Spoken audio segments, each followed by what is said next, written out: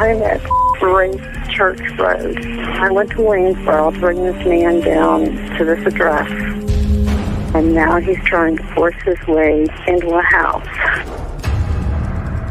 I'm afraid to move my vehicle.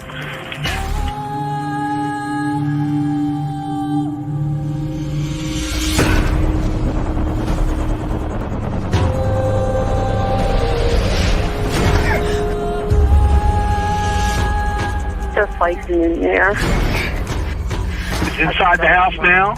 Yeah. You have your doors locked? It's open. I'm in a van. You need to make yourself safe, okay? Even if you've got to drive away from there to get away from him and close that and lock that door. Do that for me now, please. Okay, wait a minute. Okay. Hello. Hello, Kallie. Hey guys, sorry, I was racing around at the last second going, oh shoot, I don't even have the live stream opened up on the thing. Yeah, so I was quickly racing around doing that before that little time bomb exploded. Hey guys, this isn't going to be a long live tonight, just so you know, like an hour. Swear to God, it's going to be like an hour. Right, Kallie? Mm-hmm. You got it. Yeah, it's going to be a quick live tonight, peeps. Going to talk about. Obviously, the thing for Tuesday with Richard Allen at the courthouse in Carroll County. We'll talk a little bit about the murders of the four I shouldn't say teenagers, adults in Idaho. And then there was, and I seen it come in, and then somebody sent me a thing on it as well, the LGBTQ community that, what was it, 5 killed and 2 injured, was it? 18 injured. 18 injured. Okay. And yeah, that's really sad. And yeah, so that's in Colorado Springs. What can I say? Just a lot of craziness in the world, regardless. Hello. Okay, so yeah, so let's quickly do some shout outs and get right on this. Hey, Miss Dog Lover. Hey, Alexa. Mwah. Oh, Miss Dog Lover, right? You're my favorite subscriber, you said. Right. And let's see. Callie's in the house. Oh, hey, Kallie. Miracle Hearts. I think I said Aussie. Did I say Aussie? Wanda from Missouri. Did I say Miracle Hearts? Look, I don't even know whose name is. I've already said. Joan. Sharon Parker's in the house. I'm in the house. Hello. Streamlabs is in the house. Hello. Yeah, boo. Streamlabs has its place, you know.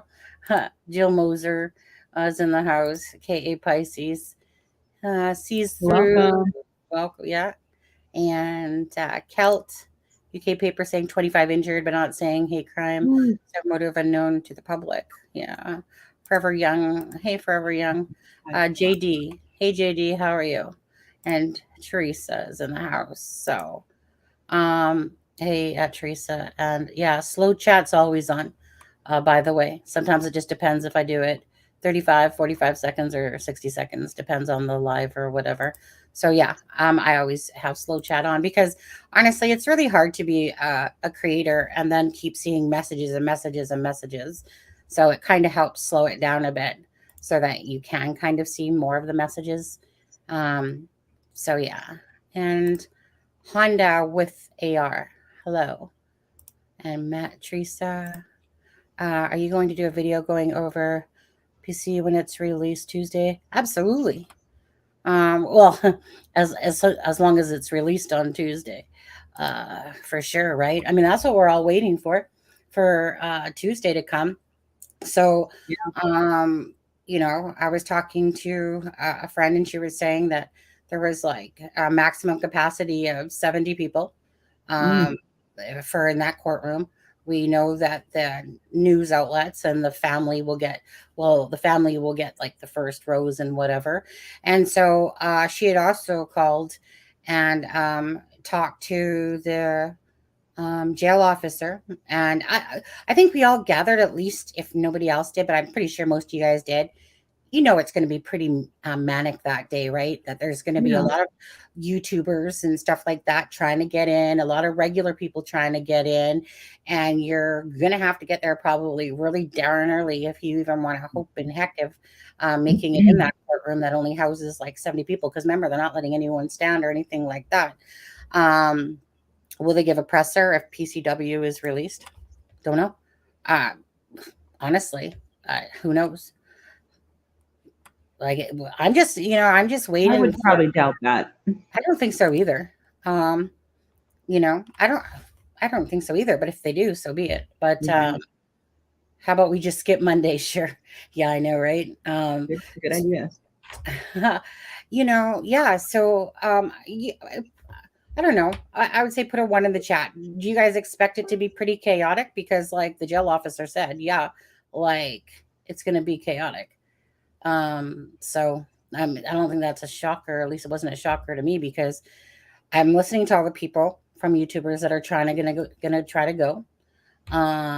And just with the limited amount of space and a limited amount of seating, like this is huge in so many ways. Not only do the Patties, the Timmons, and the Williams and all that, they get to actually see Richard Allen in person, and they have to stare at a man that's being accused of killing those 2 poor girls, Abby and Libby. There's going to be a lot of emotions flying, plus all the people that want to go in there, because obviously it's on the 3rd floor, and obviously, like, so many people are waiting to see if the PC gets unsealed or not, which is probably going to be the case. But I mean, if it doesn't go that way, so be it. That's just the way cookie crumbles. And if it's meant to be that way, then it's meant to be that way. And I'm not going to be sad, to be honest with you, because I'm just going to play it as it comes along myself. So that's going to be tough for them. Absolutely. I can't imagine being in their shoes and knowing that it's been like 5.5 years myself, and knowing that finally this day has arrived where somebody is, being charged for the murder of 2 girls, and then to have to, you know what I mean? I remember reading that, like Carrie Timmons was saying, like, it's like you have to relive it all again, because for 5.5 years you've dealt with certain feelings, but then as time goes on, I'm sure, you're still dealing with those feelings, but now it's right. All the emotions are brought right back up, because now finally, instead of it just being like 6 years gone by, 7 years, now there's, a face that they're putting to who the possibility is of killed those 2 girls. So I it's it's a good thing that something has moved forward in the case, but for the families, for any of the families going through this, absolute torture and hell, I'm sure. Yeah, absolutely. This is where the nightmare begins, really. What's your thoughts on it for Tuesday? Well, I mean, in all honesty, I don't think they're going to like hand out copies of it if she does release it. So being there, other than wanting to see him in person, isn't going to. I mean, we behind the computer will probably see it before anybody that's there, I think. But the experience of being there and seeing him, I know a lot of people are going to want to do that, and it may not be as chaotic as we're thinking. I know the presser was, but I don't know. They're not going to have access to it as easy if they're there. I don't think. I mean, they can pull it up on their phone, I guess, but. Meaning the jail officer said that she felt like it would be very chaotic, and because it's going to be a lineup, you know what I mean? It's going to be one of those things where there's a lineup and you can only enter a certain way, and there's going to be a lot of people more that are going to go than what's going to be allowed in there. And I think that there's going to be a lot of people there. And then a lot of people just aren't going to be able to make it in there because they didn't get up early enough, or because there's so many people invested in this case, and there's a lot of people that want to get inside there. A lot of YouTubers are trying to go, like there's a lot that are trying to go, but that's just YouTubers. and the family. But what about all those other people that are, live in Delphi and want to be in there too, right? Right. Like whether it's family, friends, those people are going to try to get in there as well, because Richard Allen is going to be in the courthouse. Yeah, That that's a day, big deal. They so sometimes do a lottery. I don't know if they'll do it for something like this. It's a public hearing, but a lot of like with Casey Anthony and stuff, they ended up just handing out lottery like numbers, and if your number got called, you got a seat because people were camping out and doing all this, and they didn't really want that. So on a big trial, sometimes they just like pass out numbers, and it's kind of like a lottery or a raffle if you get a seat or not. So they right. know after family and legal and all this how many seats are available. They probably won't do it tomorrow. It's a public hearing, so literally everybody has a right Tuesday. to be there. I'm Yeah. sorry, Tuesday. Everybody has a right to be there, but when it comes to the trial starting, they may incorporate a lottery system so that it isn't chaotic and they don't have people sleeping out outside. Yeah. You know what? I'm just still, I'm taking it as it comes. I'm not putting no pressure on myself whatsoever, at all with it. If it gets released, the PC, then great. Then we get to see hopefully some things, and like magic. Like I said, for me, Yeah. I'm just not jumping ahead of myself on this one. Just Tuesday's close enough. We'll see what it says if it opens up, and if it doesn't, so be it. But if it does, I'm sure. We'll see. We'll see if there's a lot of redactions, little redactions, either or. If it does open up, everyone's gonna want to get their hands on it, obviously, and talk about it. And I just really want to see what direction it's going to go from here, in a sense. Like, what is the affidavit all going to say in it exactly? Is it going to be as open as Ron Logan's affidavit, where they're talking about all the blood at the site and the different things like that, or I'm just going to see. That's it. It could be the who, what, where, why, and when. But they're not going to necessarily tell us everything we want to know on that day. But hopefully, as Magic said, there is a smoking gun. Jamie, it's they're not allowed to have cameras in the courtroom in Indiana at this time. That may come up down the road by the time he actually goes to trial. Maybe, you never know. But for as of right now, Indiana, you can't have any kind of electronic. Sorry, my voice is gone tonight. Electronic device inside the courtroom. Mm-hmm. Jamie, there's the 3-page copy of what is allowed to happen, to be honest with you. So correct. Yeah, because at first it came out, it said like you could tweet and you could take pictures, but that's in Allen County. That's not in Carroll County. So yeah, you're not allowed to have the phones on. You can't tweet it out. You can't do anything. Okay. You can literally just sit in there and take your own mental notes and, write down, and that's really about it. Maybe grab some pictures outside of the courthouse of people coming in, of Richard Allen's vehicle, with all the cops probably around it and his bulletproof ass, unless he stayed the night there already and is already going to be there for tomorrow night. I should say not tonight, but, so if they do bring him in the night before, so that they can probably try to not bring so much attention, you know what I mean? Because you're not going to see him pulling up on in the thing in front of a bunch of people and he's going to get out. I mean, could be, but I doubt it. So, hey, McDougall. One on restriction stated is only people with a seat can stay. No one allowed to sound, right? Yeah, exactly. JD Bongara, you were asking, somebody asked us the other night too about if anybody thinks his wife will be there. What do you guys think? I mean, they were worried about her safety, or he was. Maybe do a 1 or a 2 on that one. Do you think his wife will show up at the hearing to support him or not? I have no idea. I say no. I wouldn't, but I told you all a while ago I'd been long gone. But I shouldn't say that, but I would never live with like my son or something. But she's probably not at that point yet, and I don't know. I don't know if she'd be there. I don't think so, but you never know. Most people are saying no. I think there's too many questions asked. You know, the media is going to be outside. You know that YouTubers are going to be outside with cameras on.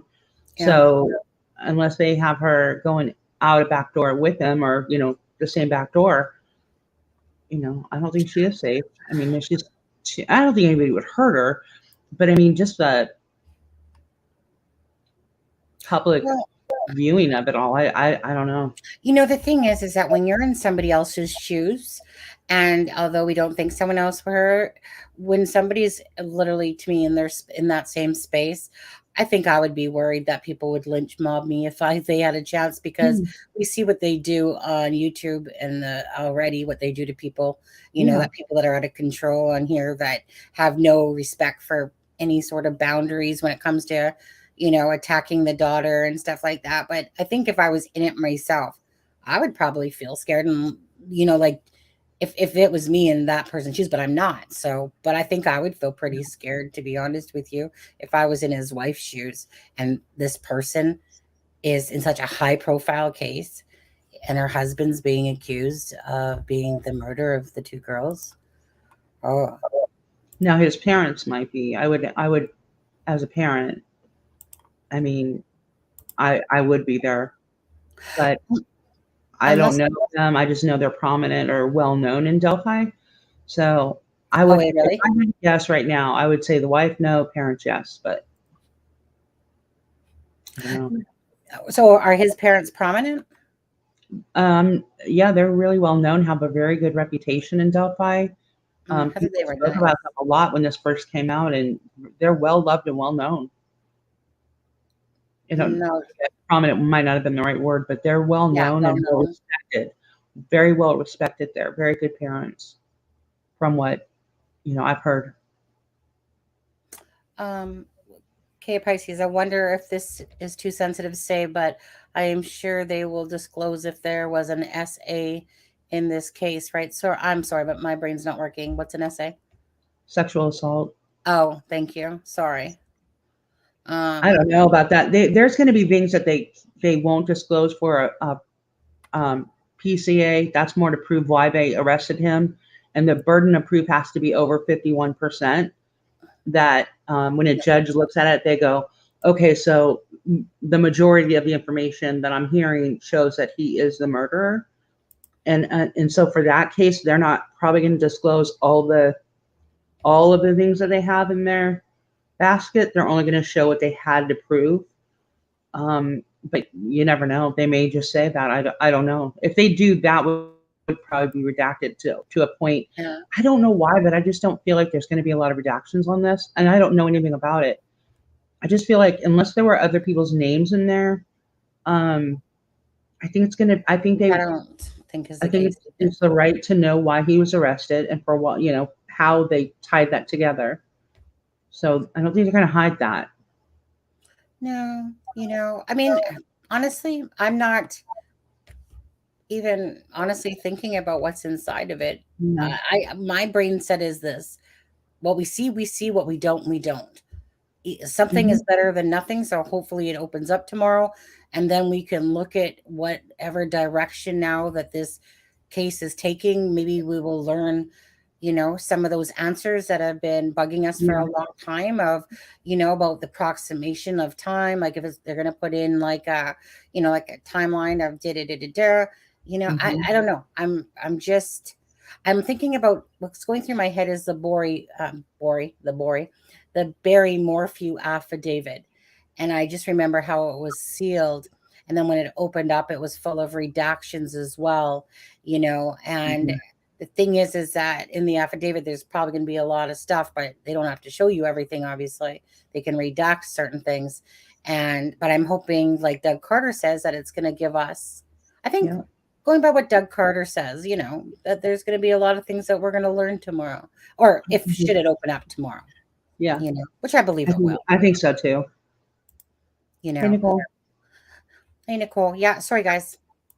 Colleen, I think we will see a perp walk. I don't think we're going to see them because they can't film it. I mean, sadly, I don't think we're going to, unless there's a news reporter hanging on the back door that captures it. I don't think we're going to see them. But for me, there's one thing that I will be glad to get off the plate is Richard Allen does not have a limp. So finally, I can stop hearing about some stupid limp that this Oh guy, yeah. bridge guy, had. Do you know? Like, I'm so sick of the limp thing. In a 1 second video, at no point did Carter say that this guy had a limp. He said he's not walking naturally, but there's a couple things in this case that you get tired of hearing. One is the voice, and two is the limp. Those are my two things I'm so sick of hearing about. But the limp especially. I Yeah, but just don't. then Doug Carter said to watch his gait, you know. But that And then doesn't mean limp. in the next breath he said, yeah, I think he said pay attention to how they walk. But yeah, I agree with you that there's no way to determine that in that clip. 1 second. There's no way to It's not determine even that. 1.8 seconds even, yeah. But Yes. that's like a freaking, like, whew. And someone's going to go, oh, I can tell right now that this guy has a limp. He said, watch the gait. And then, but he specifically went on to say he is not walking naturally because I know. It was like a riddle. It's stuff like that I will just be like glad that I just don't have to hear about no stupid limp anymore. Yeah, I get you. Just because it was like, I was like, whoever could determine that he had a limp in 1 second? Just not going to happen. But anyways, that's just my own person. Like maybe you guys all each had your own little quirks that you hated hearing.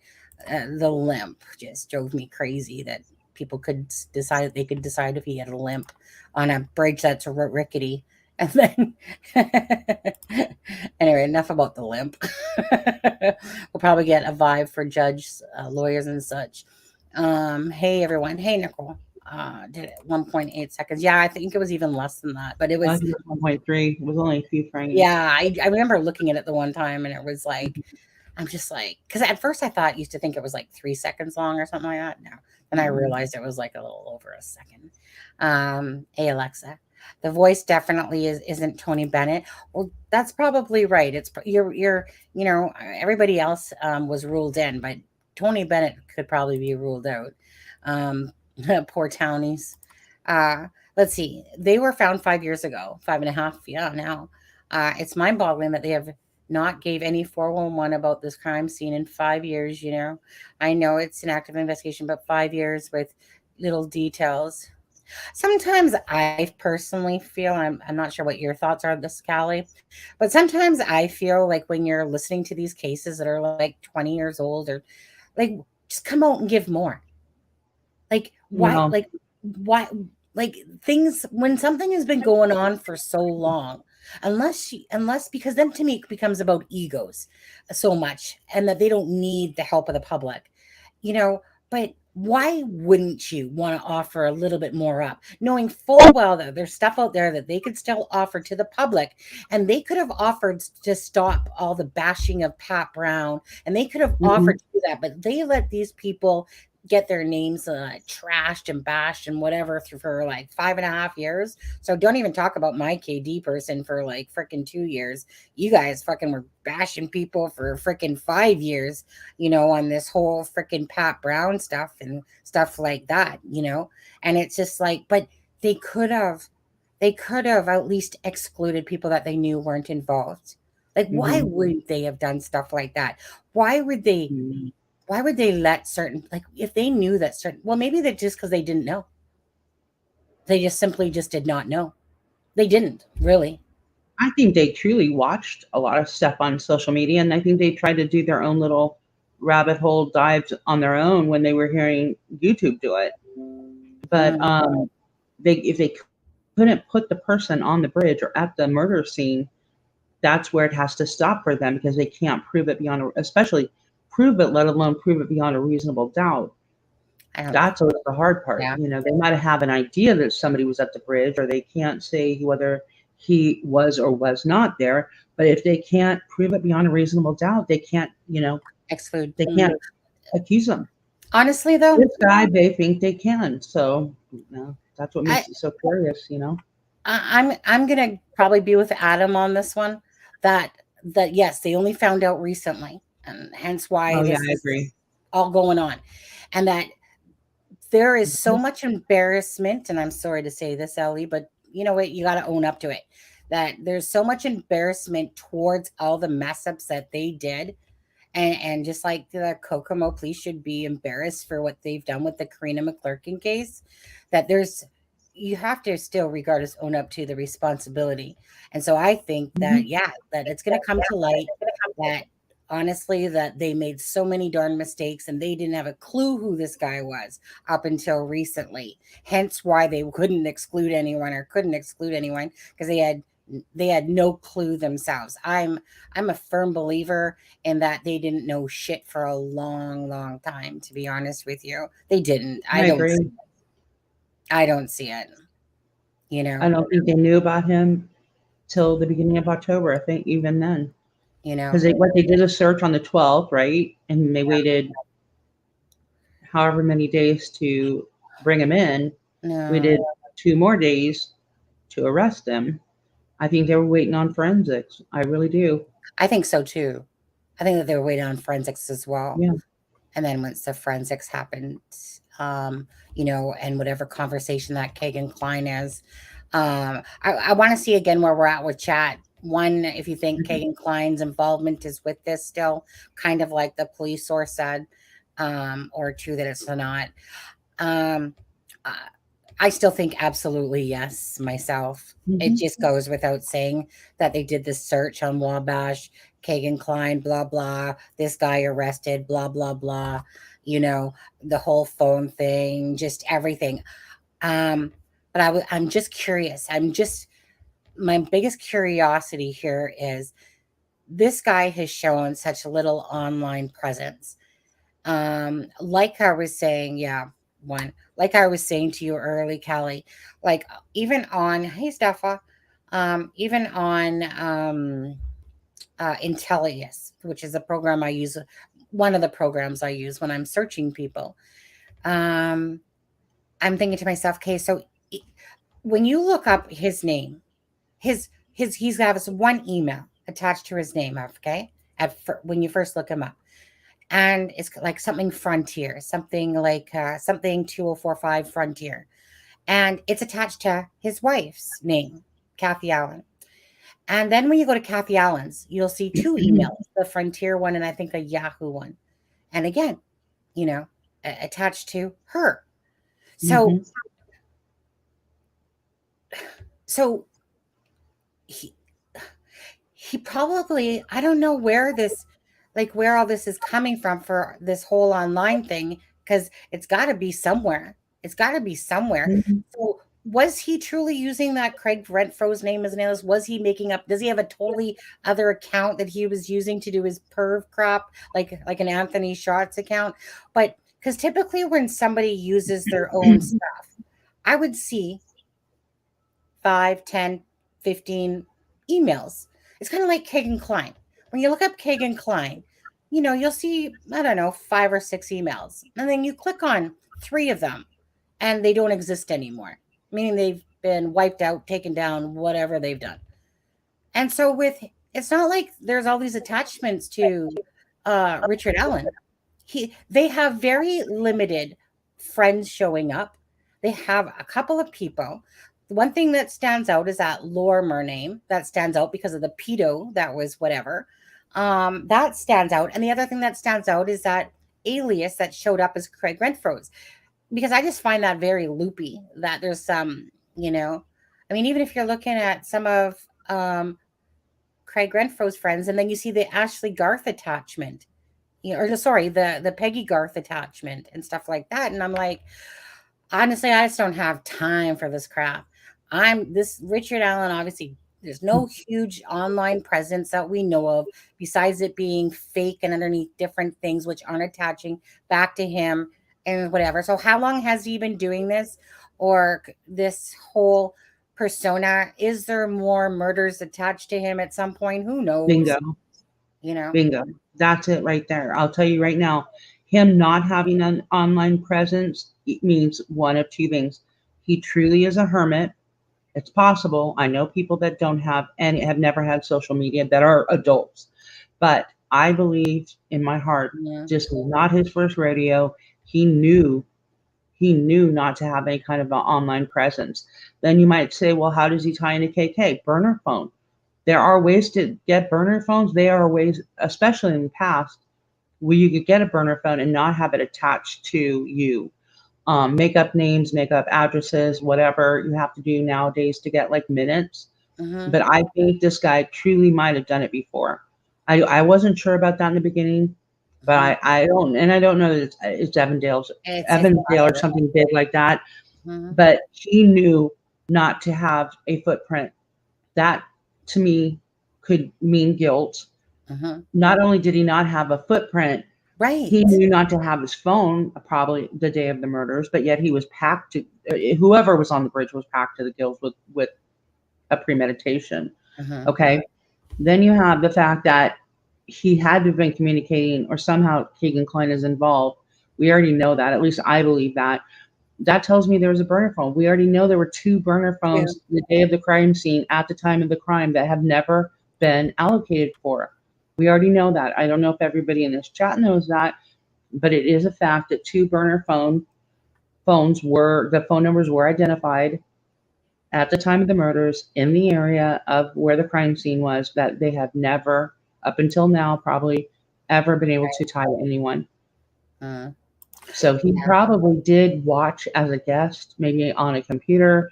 I still think whoever was involved in these murders watched the chats and so forth. They may not have like typed anything in because they were on as a guest. You can obviously not put your screen name, not have a screen name to watch YouTube without showing a screen name. People do that all the time. So I think that whoever was involved in that was watching, but no, I think he might have done this before because it was too well done. And everybody has noticed that even since 2017, every video he is in with his wife, he doesn't want to be heard. He doesn't really want to be seen. He's kind of like hiding a little bit. And he's kind of mad at her when she is making videos, it seemed like. And I don't know, that to me tells me he was hiding. He was hiding then, he was hiding now. And he was probably hiding even before 2017 because he did something else, before then. Yeah. Because, and this exactly, Alexa, might just come to fruition because yes, he probably had an online presence. It's not attaching to his name because it's underneath definitely aliases that he's not attaching to himself, knows better. Hence why he has virtually no, because I can't see this guy being the electronic-y man that he is and stuff like that. Come on. You don't have Facebooks and these different things. Bullshit. Those are the old people that typically don't have that, more or less, that, are like 70, 80 years old. There's those people that just don't like the computer. But I can't see him. He's got that electronic-y presence in that in his life and the geeky stuff or whatever. You can tell by the jobs that he's had as well. I think that whenever I see very little attachment to someone like I do with him, there must be something more, and it's just hiding. And so I do feel like it is possible. Welcome, Mustang. It is possible, yeah, absolutely, that maybe out of this he can attach himself to something else. And like I said, so if his online presence to us isn't showing very much, and yet you feel it, because when I see, so let's just hypothetically say that that it comes out that they say he for sure is the bridge guy and the killer and the bridge guy. Like I said, and if he was the lone wolf, I'm going to find, I don't believe he's a lone wolf whatsoever. Like, meaning if Keegan Klein's attached, that instantly puts another 2 people in the game. So you believe that there Keegan Klein's involved. That means regardless, you've attached another person, which means not lone wolf. But if you guys truly saw what was on the BG and these contraptions and cameras and contraptions and freaking stuffed animal stuff and radio stuff you could see, or whatever the heck it is that's on his arm that you can clearly see, the cameras on his shoulder here, whatever that freaking, like it's like the work of somebody that knows their like their whatever, what's the word I'm looking for, digital stuff, their footprint. Pardon? Digital footprint. Well, yeah, like meaning, like, when somebody knows their technology, Okay. Okay, so meaning if you've seen the cords and the different things that are on him, you'd understand like this person knows their technology. This isn't some, you know, vain little 45-year-old at the time that didn't know shit. Because if you guys see what's on him, he knows shit. Tech savvy. There's the word I'm looking for. There you go. Thank you, JD. Tech savvy. So you know anyone that's tech savvy is going to have a bigger footprint on their social media than shit all. Now, I did see something that Deb showed me the other day where he tagged himself in a Pinterest to this Haley I Schneider. heard about that. Yeah. I heard about that. I think the name was H.A. But now I went to go look her up, and there's no Haley Schneider that is with. You know what's funny?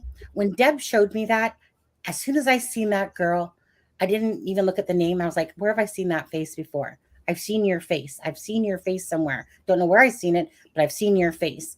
But anyway, so it's Hailee and then Schneider. And so I pulled it up. I didn't even put in Indiana. I just put Haley Schneider. There's 2 Haley Schneiders that come up, and neither one are her. And so, but anyways, he tagged himself to that name.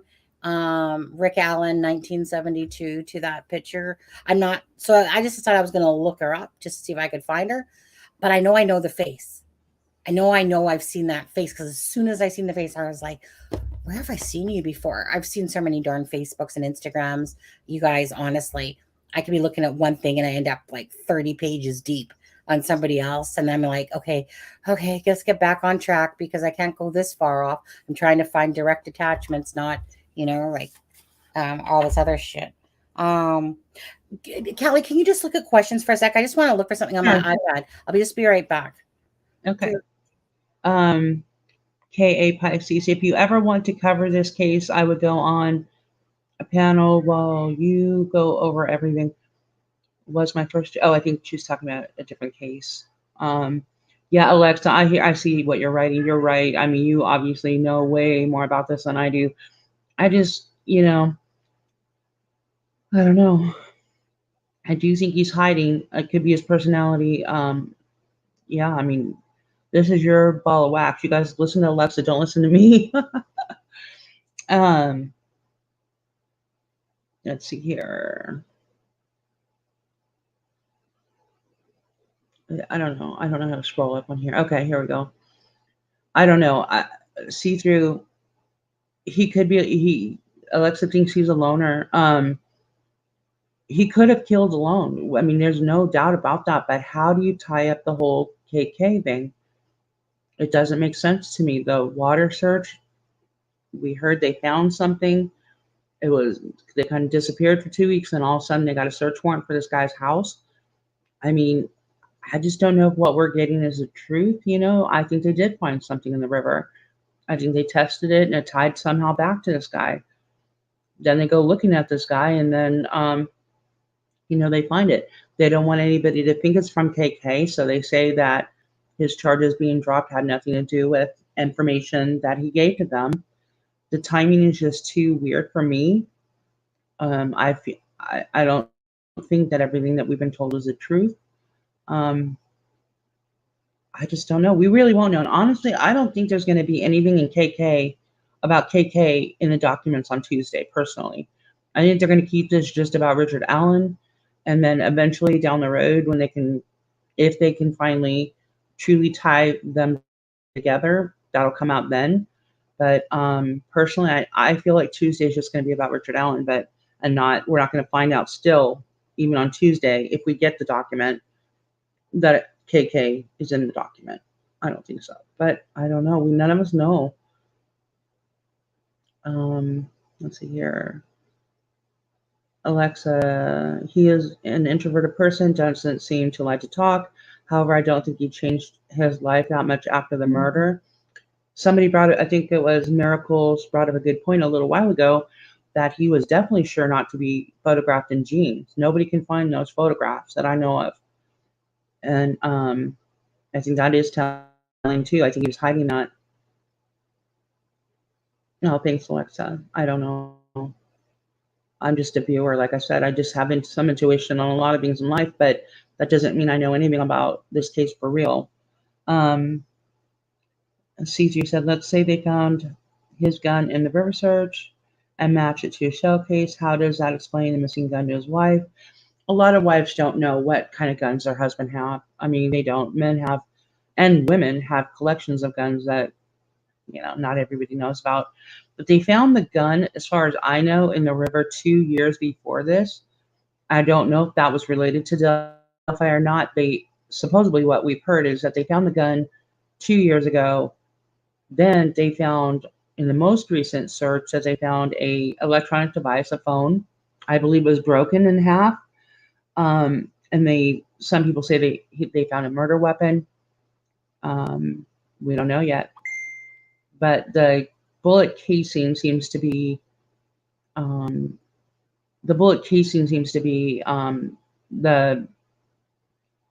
what we've heard, or not me, but people close to us have heard. That is in the affidavit we've heard. And so how they tie that to him, don't know. I'm not sure, but I think Sunny's messaging me and she disappeared. So on that note, her internet dropped, so I'm sure she'll get it back. Let's see here. I literally dropped my internet. I just told them I got a message from you and said that. I don't know. All right. We've been doing pretty good. There's some Otter said, I think there's a bigger primary name that's being fought over to withhold. Yeah, we've wondered that for years, especially a certain judge out there. I can tell you what I don't know a lot about this current honorable judge that is taking over this case. I don't think she's going to mess around. It doesn't matter if it's another judge involved. She's not going to hide it. I don't get that feeling at all. She's very forthright and believes in the death penalty, and she isn't going to mess around. We've kind of already seen that in the last couple of weeks with the way that she's handled stuff with the new attorneys. Let's see here. Yeah, y'all cool, Sunny? Y'all better? I think so. I don't know if I was overloading, because I was loading up the thing and it said, do you want to recover your projects? Because earlier I had to reboot. So then I started loading it up and it was like loading. So I don't know if it was like, plus my husband, and that's live streaming as well. So all I know is it disconnected, reconnected. I think I'm good. So sorry about that. No, you're good. Nicole, I think that they identified who that man was, and it was already, they know who, actually Sunny knows who it is. I don't know the person's name. Remember that picture of the guy at the presser? It wasn't the 2019 one. It was the one. Yeah, I know what you're talking about. Yeah, and there was that guy, and he looks like Richard Allen, but it's already been debunked. What's that? No, Jenny, someone named Jenny, not the Jenny not the Jenny from our group, a different Jenny, sent me a picture, said that she had a closer up of this guy and that it wasn't him. And I even put that in the video on the top, but then I still wanted to leave it up because that way you guys could see that stupid dance, because that was in there, that stupid little jiggy dance that he does, dancing like Mick Jagger or whatever it was. But anyways, I already put that and pinned it that said, no, it's already been shown that wasn't him. It was definitely someone that from in the back could look like him, but yet the hair seemed darker, but still within a very short period of time, I literally put a pin to the top of it saying that was already debunked. No problem. So yeah, so if he was in the search party, I don't think any of us still know that unless somebody else came across something that showed that he was at the search party. But as far as I know, we don't know. And the guy sitting on the bench, wait, hold on a second. I saw a pic of a guy sitting on a bench that no, Alexa, if you're talking about the guy, let me just ask you this. If you're talking about the guy that's on the bench where there's two kids in the picture, that is absolutely not him. So if that's the one you're talking about, that's not him. That is literally, okay, this is what's messed up about that. A long time ago, if you're talking about the guy that's got a picture and he's sitting on the bench with a hat on and a blue jacket, that's not Richard Allen whatsoever, his name, and it's not the same Chris Mathis, okay? So there's his name, weirdly enough, there's two Christopher Mathis. There's a Christian Mathis and a Christopher Mathis. The one that is Garrett Kurt's friend, even though these people all know each other, his name was Christian Mathis. And the reason I came across it a long time ago was because when I was looking over people, I came across him in that hat in that picture, and he was out of Lafayette. So if that's what it was, then his name was Christian Mathis and had nothing to do with Delphi whatsoever. If that's the one that you speak of on the bench, because that's the only picture I know about where a guy sitting on the bench that people thought was the BG because he looks similar in a sense. And I couldn't see why, but that was debunked a long time ago. Like a long couple years ago, to be honest. But a lot of people might not know that still. I did. I do. You know, it's just one of those things, right? Unless people didn't watch me back then and that, but they wouldn't know. But that stuff still comes out, and you know, and people still see that stuff and think, oh, okay, I think it's the BG or whatever. So, oh, I just wanted to quickly show you, just because this is what I was kind of talking about this the other night, at the crime scene. So, only because I did it in a little bit better, hopefully, view, I think, showing you. So you guys know how I'm here. I gotta let my dog out real quick. Hold on. I'm here, but I just gotta take care of her. Yeah, no problem. So you guys know how I say that, like there's a pig and there's some sort of little freaking hamstery thing or rat or gerbil looking thing at the whatever. So I've shown you guys different crime scene photos, and I really like like that there's the guy that's taking pictures while he's at the crime scene or whatever. But I was showing you guys this one not too long ago with the little mousy looking thing beside the pig. The pig is underneath of it. But I wanted to show you guys what I was talking about. Is it this one here? Okay, so this one here. Okay, so you can clearly see that that's an eyeball of like a little. Let's just pray that I don't think that these are real animals. Please let them not be, because so what I was talking about was like here. Okay, so at the crime scene, this is just brought in closer. This is the pig, and in a different picture, it shows where like this is the snout of the pig right here. And the eyes. I'm gonna say that they're stuffed animals or masks of some sort. I think that probably more so that they're like a toy, because I do know that he has a stuffed animal in his brown little pouchy thing that's on his side. I know that because I've shown you guys the eye. But that's kind of like the same thing here, is that I'm pretty sure you guys can make out that that's like an eye of a stuffed animal or whatever. You can see the pupil of it in clear as day. But it was this thing right here on this one. So to me, this looks like a gun that is propped between these little animals. One of the things that he's carrying on the bridge is this little item here. It's some sort of fixture, but this is what I'm talking about when I'm talking about one of those little turnkeys, like you can see like there's a little bubble there, but whatever, like one of those little turnkeys. Can you guys see that? Almost like if it's like a wind up toy and, you wind it up. That's what that reminds me of, like a wind up toy, where you turn it and stuff like that. So I just wanted to show you that. So, because I was talking about this one the other night, about the little piglet toy or animal. But I swear I don't know what this is for sure, but it looks like it's like a gun that's propped between them. So whatever is all at this crime scene. Oh, I wish I would have brought the spoon picture in. Whatever. Because there's like a freaking ladle spoon. Kind of forgot about that one, or else I would have brought that one in as well. So I just wanted to show you guys that because I was talking about it the other night, and I was talking about the little turn dial on that one. I think that looks like a gerbil or, a hamster or rat, whichever.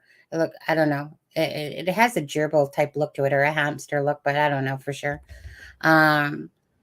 Let's see. Hey, Callie.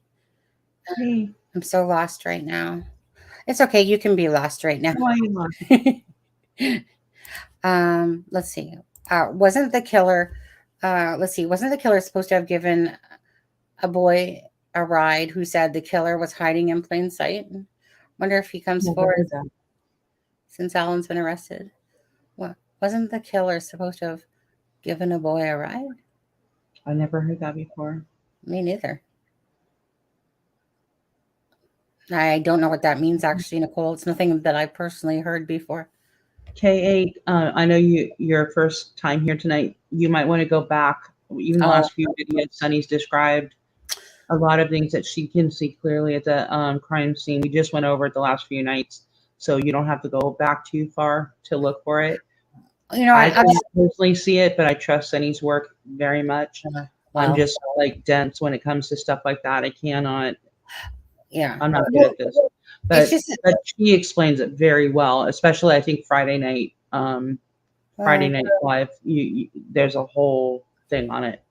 You can go back and take a look at that. Yeah, so we'll just see if it comes to fruition. Now, at the crime scene, Ives, Ka Pisces, if you know this, you should know that. Say, Ives said that there was so much physical evidence that you would want to take a picture, and that anyone that saw the scene would want to take a picture of it.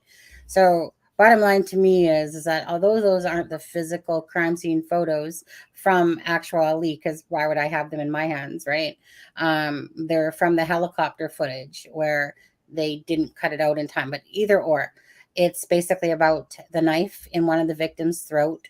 There's what looks like a little cat, like a stuffed animal cat staring at one of the victims, which I believe is Libby, to be honest with you. There's some freaking ladle spoon.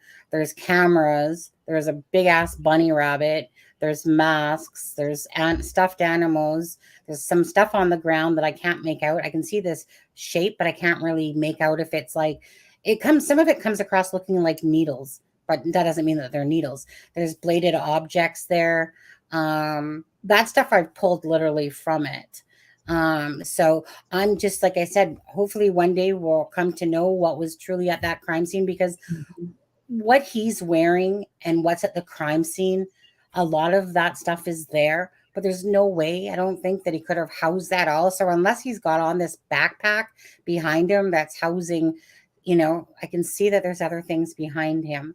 But so unless that thing's housing some freaking circus ass bunny rabbit that's like, a good 3-4 feet tall, because when you look at it in proportion to the ground and what's around it and the other objects that are there, that's a pretty good ass bunny that's there, with the floppy ears.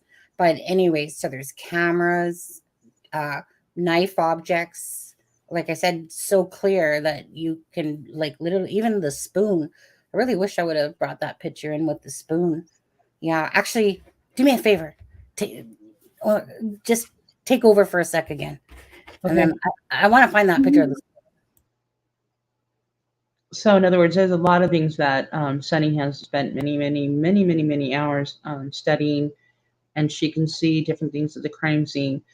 I'm just like too logical. My brain doesn't go there because I'm thinking, how'd they get it there? How could they have brought it, life-size bunny? But, when she points it out, you can see like a rat and a cat and different things. But my logical brain just does not let me, I never would have seen that at all, because I can't, I don't see in 3D. My son, he can see in 3D. So he can see that. He probably could look at that picture and see everything exactly what she says, but my brain just stops me from going there. So I'm not good with that at all. She gives me 1 second. Good night. Speaking of my son. All right, so we're looking here. Alexa says he probably brought a bag with him. Yeah, definitely. You can see whoever is on that bridge had a lot of stuff packed on their body. I still don't know how they could have brought like a whole playroom full of toys. But, the thing is, if we didn't know Richard Allen was a family man, it's possible maybe, somebody could have gone back out to the crime scene and staged it all to look like that. But this guy had to be home at night. His wife, I don't see that he went back out there unless he was out there for the search. But people would have noticed if he had a whole bunch of like stuff with him. So that makes you think again, well, was there another person that involved? That kind of gets you thinking maybe there was more people involved than we know about. Let me know when you're ready, Sunny, and I'll stop talking. Can you see the picture in front of you? I can see that looks like a ladle. Right. Mm-hmm. So that is in proportion to I'll say do I want to? Let me just see. If I want to show you. Love you. Okay. I'll just pull up this one. Can you see it right here? Mm-hmm. Knife, spoon, ladle. Cat is right here, but it's not popping up in this picture. But you can see even right here that there's an object somewhere there as well. It's like holy crap. You guys can see the bunny rabbit. Well, this isn't a good picture to show that. I'm just really trying to show you the ladle. That's where I go. Like that's like a ladle spoon, you know. Let alone like I said, the knife in a victim. But like what the heck, right? Like you guys can see that that's freaking some sort of big ass spoon. You know, the spoons that have like I said, that little opening, you know, but it's like it's clearly a ladle spoon, not the scoopy type, but it's straight off, you know, ladle spoon. Like so this is what I mean. Like it's all these kooky things that are there, like a 45-year-old's contriving this, really? But yet so is he living out his fantasy or doing somebody else's fantasy? Like what's going on? Why is there all this, you know, childish stuff? Cat, you know, staring at the victim. You know, and do I still have that even picture in here? I don't know that I do. Maybe. I don't know.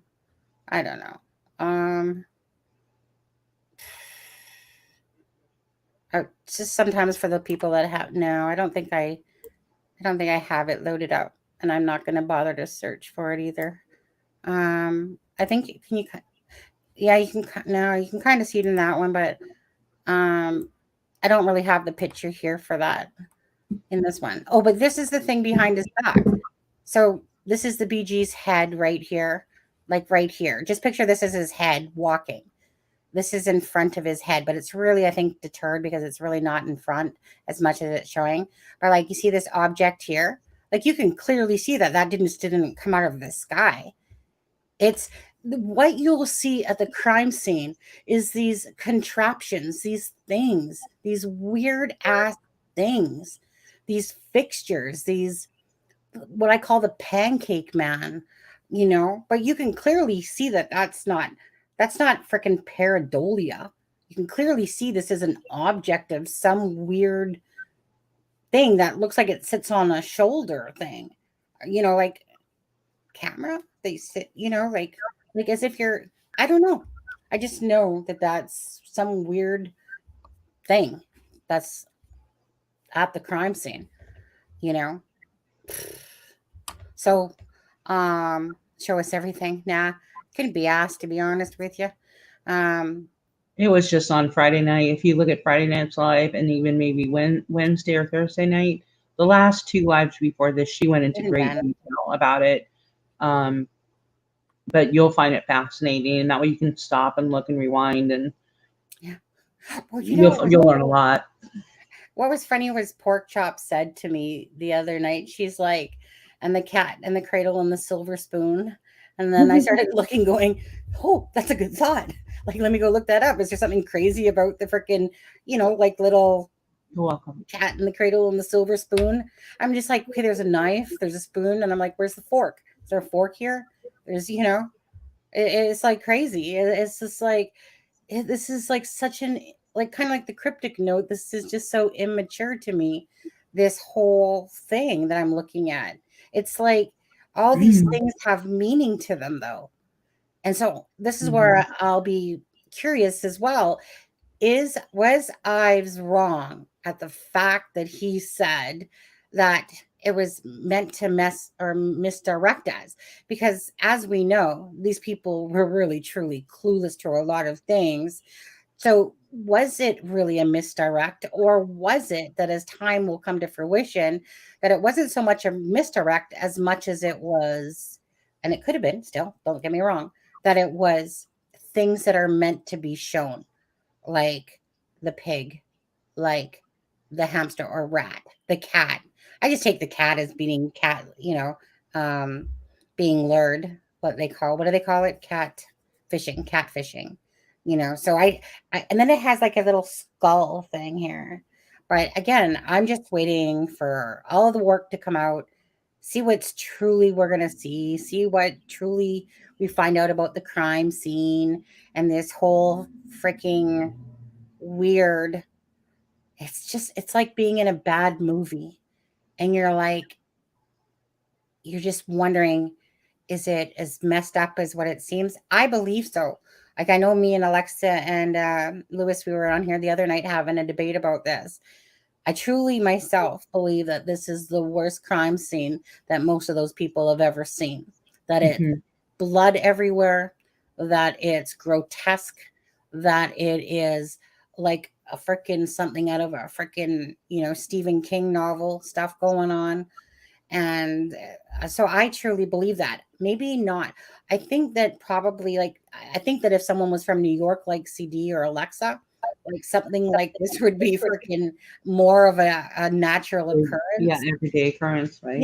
Because I just picture it that way. But in a small town of Indiana, I truly believe it when Doug Carter said, in my 40 years, I've never seen however he worded it. I went back and listened to that again, and Doug Carter was very clear that he was talking about the state of Indiana and not Delphi. I went back after that night and re-listened to a bunch of stuff. So he was very clear that it was much more than Delphi. Like, in other words, he wasn't referring to that small town. It's the worst thing he ever saw. He was saying in his career in the state of Indiana that he'd never seen anything like that. But again, guys, we don't know what they saw. I don't even want to say it on here. I will tell you this, if Sunny will give me a second. Yeah.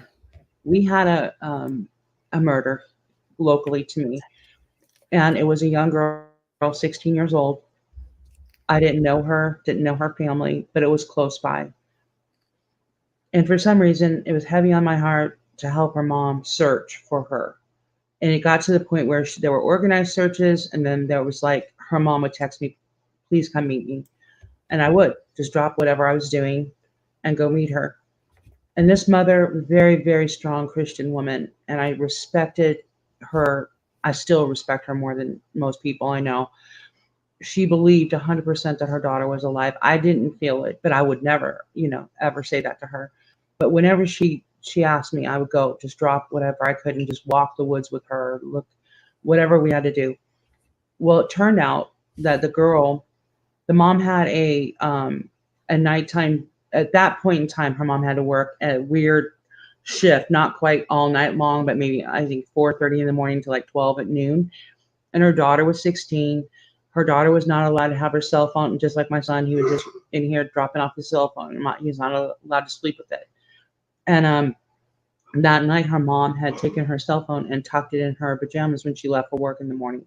Now, the daughter knew her mom was going to be gone when she woke up in the morning. There was somebody else there that also knew that.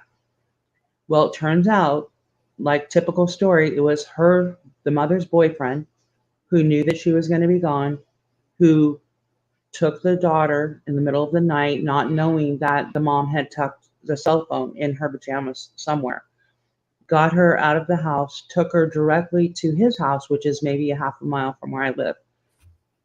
This girl they did not find her for, I want to say it was over a year. And they knew that her phone pinged from the mom's house to his house. They knew that at some point they found a piece of duct tape that had blood on it, her blood on it, close to his house. It had blown kind of in the wind. Time goes on. They never found the girl's cell phone because they didn't find her. And I think the police thought they were buried together or put together somewhere. Again, this whole time, the mom is truly believing the daughter is alive. I felt horrible about that. Anyway, come to find out, the man had given his daughter the girl's cell phone to get rid of it. She disposed of it in another location, and a FedEx driver, UPS driver, saw somebody behind a grocery store throwing a phone away. Got the phone, called it into the police. Turns out it was this missing girl's phone. The only way this girl was found is because they used that phone as a barter with the man. They had picked him up already because when they searched his home, he had a gun and bullets. He was on probation. He wasn't supposed to have those things. So they already had him in jail, but nobody was talking about where this poor girl was.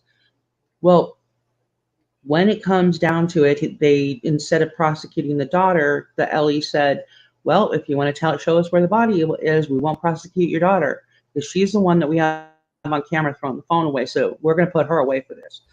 And the guy, at that point, I think he was over in Kentucky in jail, brought him all the way back here.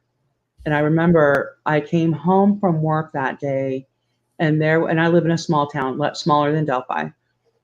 They literally had over 100 unmarked cars, FBI, police from a bigger city nearby. And this guy brought him to where he had buried her. And what happened was he had buried her alongside a railroad track, not like you would think, like this, vertically, in a Rubbermaid, after he did whatever he did to her, which was bad, took a baseball bat and just went straight through her body, up. Okay? That was not necessary to kill her. She was already dead at that point. But the point of where I'm going with this is when we think we know what's happened in this murder or in these murders, we have no idea what those policemen really saw. In this small town, I'm sure those policemen and whoever found her is never going to unsee what they saw. Yeah. I'm glad her mom got the closure. Long story short, though, sorry, Sunny, kind of went off there. No, but the point of the whole story is that we never really know. And that never went to trial because that was part of the bargaining. He got, obviously time for that, but he negotiated that out because of the cell phone that he gave his daughter, who got rid of it about 2.5 hours away from here. Yeah. I mean, it's insane. But when they found that body, okay, it's bad enough. The dogs missed it. He went over, I want to see, they said he buried her over 6 feet deep. All the dogs that were in that area never picked a hit on there. Never. He lived by that, had walked down the railroad track probably every night for however long he was planning this, was burying it deeper and deeper and deeper, had the Rubbermaid bought. He just was waiting for the opportunity where the mom wouldn't be there that he could get her. And he was on the searches. Like he literally, that all was done, they said, by 7:30 in the morning, that he had whatever he did and buried her, had gone home, showered, and was at the search party with the mom. Yeah. So all the stories you hear about that, they're true. But the gruesomeness of what could have happened, we don't even know. We don't know what happened to those girls. So for him, I mean, honestly, and thank you for telling that story. That's like, and that's the thing too. Like, gruesome. This, I mean, that's the thing about the two girls. This isn't just somebody that was like, I'm gonna go kill, because he would have just killed them or whatever. But this was a whole freaking staging. Posing, whatever you want to call it, posing, staging, whatever. This was a whole different ball of wax than what most people would ever come across, I'm sure, unless you live in, like, again, a city that is known for murders and, really creeped out shit, that some of these serial killers and all that do, my personal opinion. This, to me, this crime scene, I'm sure, was so horrific. Because not only are you looking at a 13 and 14-year-old that have probably been sliced and diced, and from everything that we keep hearing, sliced and diced and just blood everywhere. But it's not just a killing. This is like some sort of freaking act of, whatever the purpose, some sort, like I said, it doesn't make sense to say cameras are there and cameras on the BG and that there's no film or pictures of some sort. This is some sick, twisted crime scene. So I don't think this is just a normal, everyday occurrence. And me and Alexa will disagree on this one, and she knows it. I love you. But I believe that even for Carter, that as much as he's seen, I don't think he's ever seen something as sick and twisted as this particular case.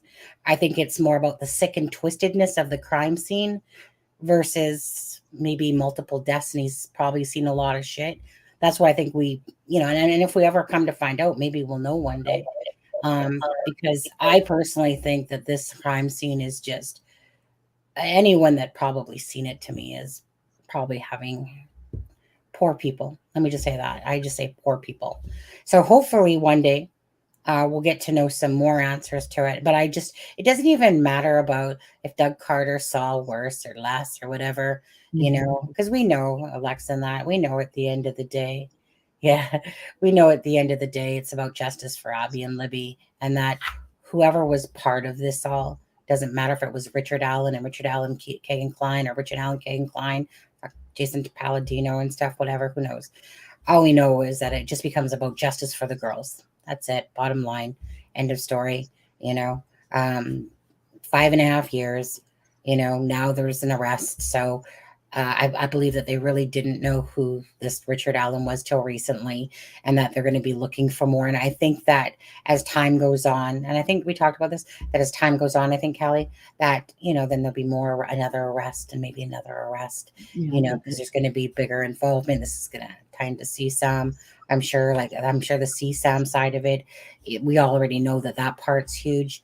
So if CSAM ties into the whole Delphi because of Kagan Klein, well, you know what? Like I said, let Tuesday rain some, shine some light, I should say, shine some light on this case and give us some more answers so that we have a better understanding, because everyone wants to know why these girls were killed.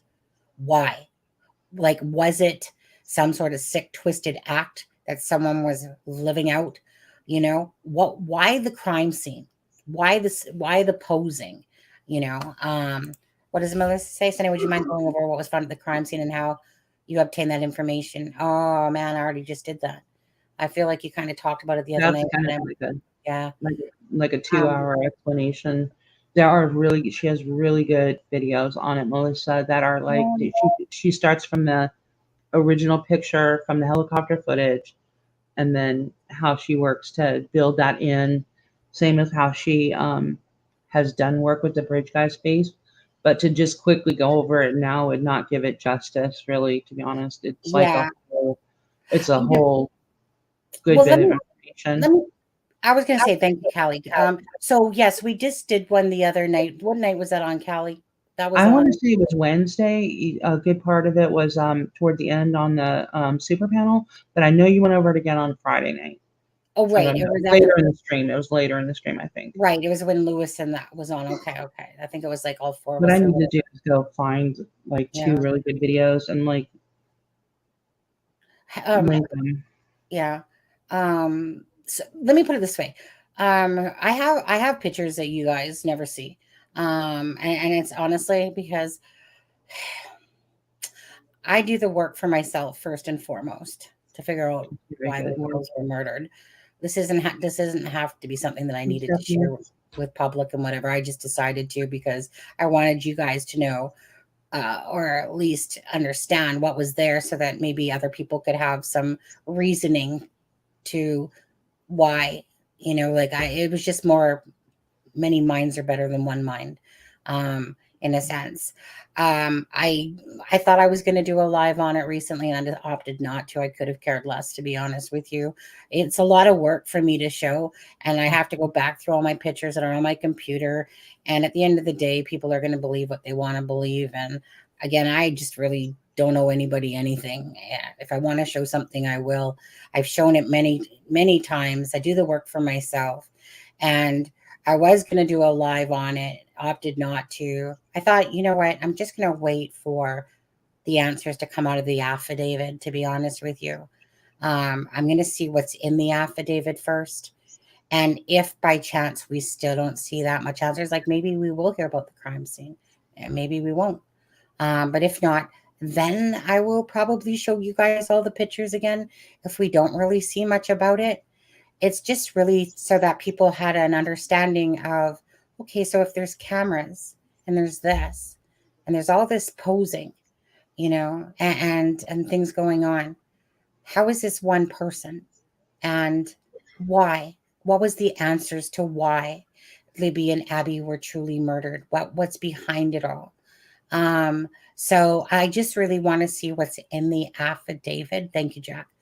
I just want to see what's in the affidavit before I really say too much more about anything. I do have patience. I don't have patience for trolls, but I have patience for a lot of things. And I have patience for Abby and Libby. First and foremost. I have patience for Abby and Libby. That will always be.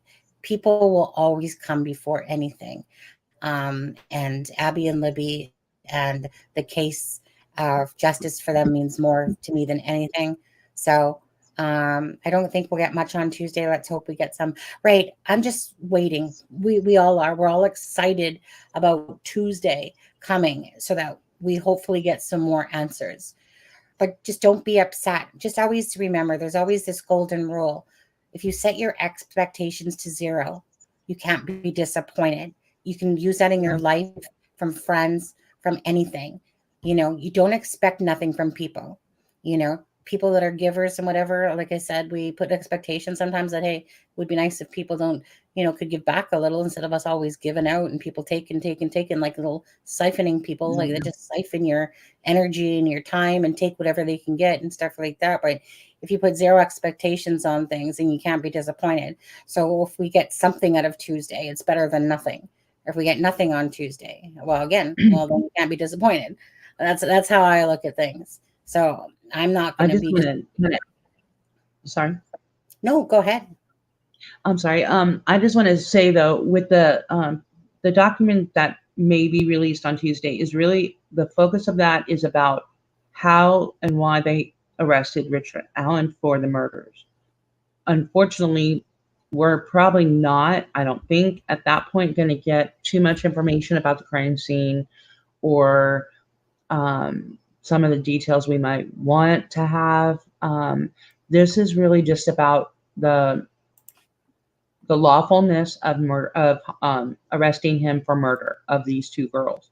So they have to kind of draw that picture for the judge, which happened on October 28th, where they have to say, hey, judge, this is what we have. This is why we feel, again, over that 51%, it has to be, we can prove beyond a reasonable doubt that this man killed these girls, etc., and how they kind of got there.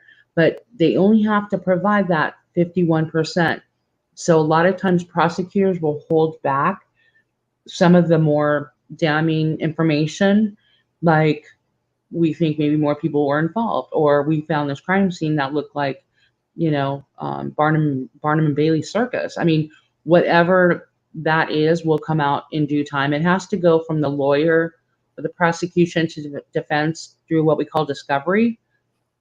But after that, it's going to most likely come out in court. So you might get a search warrant here and there. You might get like this PCA document, but the whole picture is not going to be painted on Tuesday. So when Sunny talks about the expectations not being too high, that's what it's about. That document only has to show how they proved to the judge that this man killed those girls. That's it. Yeah. So no, pretrial is not tomorrow, Andrea. Tomorrow's about the affidavit, about whether the affidavit's going to be unsealed or not unsealed. You can literally just go to Indiana Free Court Cases and look Richard M. Allen up yourself, and you can see the dates that are set for the time being, just like you can do with anyone like Kagan Klein and stuff like that. Well, that's a lie. It's not always nice to see Alexa. Oh, I love Alexa. I love Alexa. Alexa. Yeah. I'll love her more when she gets her phone working and she gets Messenger. Then I'll love her a little bit more. Right, Alexa? No. She's just so kind to everybody all the time. You're always so kind to Alexa. We should all be like you. I try to be kind too, but yeah, try. It doesn't always work. Beautiful inside and out. Do we know if RA knows what's in the sealed documents? I don't think so. I don't think he knows everything. No, I don't think so. I think he knows. They had to convince the judge in front, and he had to be present on the 28th. We just didn't know about it. He had to be in the room when Richard Allen presented this to the judge. It's his right. Let's put it this way: if he wasn't in the room when they did this presenting to the judge, then they already are going to have a problem legally. He had to have been there. Would he? Because every time I've listened to lawyers talk, it's like they need to know certain things, but they don't need to know everything. From what I keep listening, from when the lawyers are talking about the case. No, that was about why he got arrested. He had to be there. And they said he was there. They said that he was in the actual jail on that, or in the court on the 28th. So he was present when this conversation was being had. I know there's people on here that don't agree, and they say that he told his family he wasn't there and that he didn't hear any of this, but we already know he was present in the court on the 28th when this discussion was being had. And that's why the judge then gets it presented to him, at that time him, and then he makes a ruling. Yeah, I guess I'm trying to have a hard time connecting that they have to do certain things, I'm sure, on the 28th, but I don't know. I'm not the law, but I'm just going by what the lawyers keep saying, that they have to tell him certain things. He has to know certain things, but that he doesn't get to know like everything. I'm just thinking about what those. All I keep hearing about is. I don't know about that. Yeah. Well, it's just when those lawyers keep talking on the things, and they're the ones that are kind of saying that, and I'm like, oh, I don't really know. I mean, I don't know the court systems or judge systems. So, yeah. Hey, I'll believe he doesn't necessarily have to know it. Maybe he doesn't have to know everything, but we already know he was there on that day. Yeah. That's the day everything was presented to the judge. That's the day the judge ruled for it to be sealed. And then come the 31st, we were told in the presser. So, and he wasn't on video. I think Prince might have said, no, he was physically at the jail on the 28th. Yeah. Nobody knew about it then, though. Remember, that's the day it got leaked, but they had already had the hearing. They had the hearing at like 9 or 10 in the morning. Because in Indiana, they can bring them in and leave them there. I think it's 76 hours, 72 hours without charging them. So they picked him up on Wednesday at work, I believe. Then they held him in the jail. They had the hearing that morning on the 28th, that Friday. And then we all found out about it about 10, 11 o'clock in the morning. He was, and they didn't have to post the arrest on that day, which I think they ended up doing on Monday. They had a time period on that, but we already do know he was physically there at that hearing on the 28th. Yeah. Yes, exactly. Now, as for UKA Pisces there, yeah, well, welcome to the channel first and foremost, and to everybody else that is new and has been a follower of the channel. We delve deeply into Delphi on this channel. Adam's been away on vacation. He's away. And Alexa is a profiler, handwriting expert that comes onto the channel. Lewis he comes onto the channel a lot. He has a lot of knowledge of a lot of different things, as well, with some, I think lawyer / DA experience back in the day or whatever. Either way, he's a bucket full of knowledge himself. We have Kallie here. We've had Peace Not Silence. We have a good number of different people. And Deb was on the channel, and I don't know if she's in chat right now, but love you, Deb. And Deb's taking a break. But anyways, there's a lot of good people. There's a lot of good people that we have on the channel. It's just about justice for the missing and the murdered at the end of the day. Deb's took a step down, Joshua, on there. We still talk in chat and stuff like that. Love Deb very much. So yeah. So again, Adam's been away. He's going to be back tonight, I believe. If not tomorrow. So Adam will be here, should be here for Tuesday morning. He was in Europe over there. So I want to thank everyone again for all the guests and people that have been on. We've had Fig, Alex, the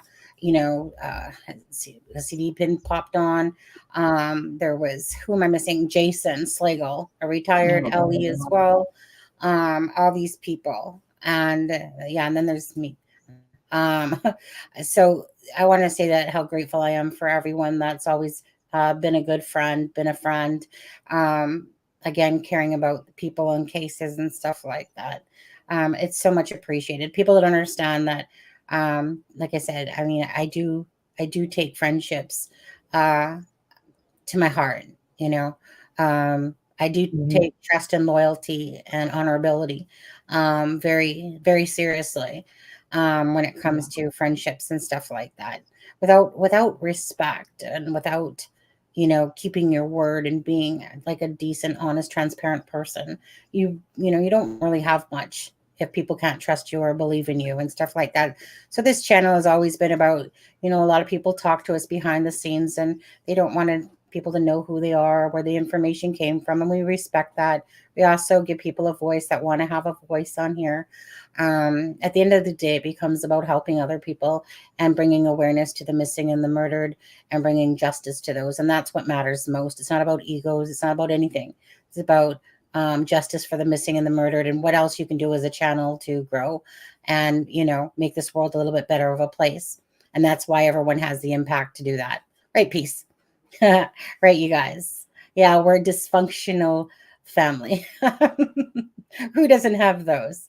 At the end of the day, like I said, we dive deep into Delphi. We're one of the few channels out there that really go hardcore into the Delphi one, because it's, been the baby of, ever since I came over to it to a little over 2 years ago. And it's just been at the core of most of our hearts. And yeah, did you want to say something, Callie? Oh, she's going in and out there. Well, no, my dog's back, so I gotta let her out real quick. I'll be back in a minute. I can hear you. I just won't be on talking. I'm a Cancer. I'm a Cancer. Adam's a Cancer. Deb is a Pisces. Alexa's Capricorn. Alexa's Capricorn. Lewis is Capricorn. Anyways, yeah. So, I have a twin sister as well, and I have a brother. And my twin obviously is Cancer. My brother's Cancer. My niece is Cancer, and Cancers and Pisces and Aries and that and Libras. I guess Capricorns too. Like we all kind of attract to each other. The caring hearts will always attract to each other. That's why I know that. I'm wise and old enough to know that the caring hearts of this world will always attract. The trolls will try to bring you down, but the caring people will attract. And those are the ones that will be the loyalists to you. So I don't care about the trolls of the world or people that keep trying to, stab wounds at me and stuff like that. Whatever. You put yourself out there to the world of YouTube. You got to expect certain things, and it sucks, but whatever. That's the world of today as we know it. Anyways, thank you guys so forever who's, like I said, following and stuff like that. It's a very honorable thing to be able to help other families or bring attention to cases. And I believe Melissa had asked if I had other videos of my opinions. Yes, but apparently my POI seems to be wrong. Well, but let me put it this way, Melissa. I'm not going to recommend any of my videos besides maybe the one from, on Friday night or whatever. I say wait till what happens on Tuesday, and let's see what's in that affidavit should it open up. And then I'll be more vocal to speak again once I see what's in there.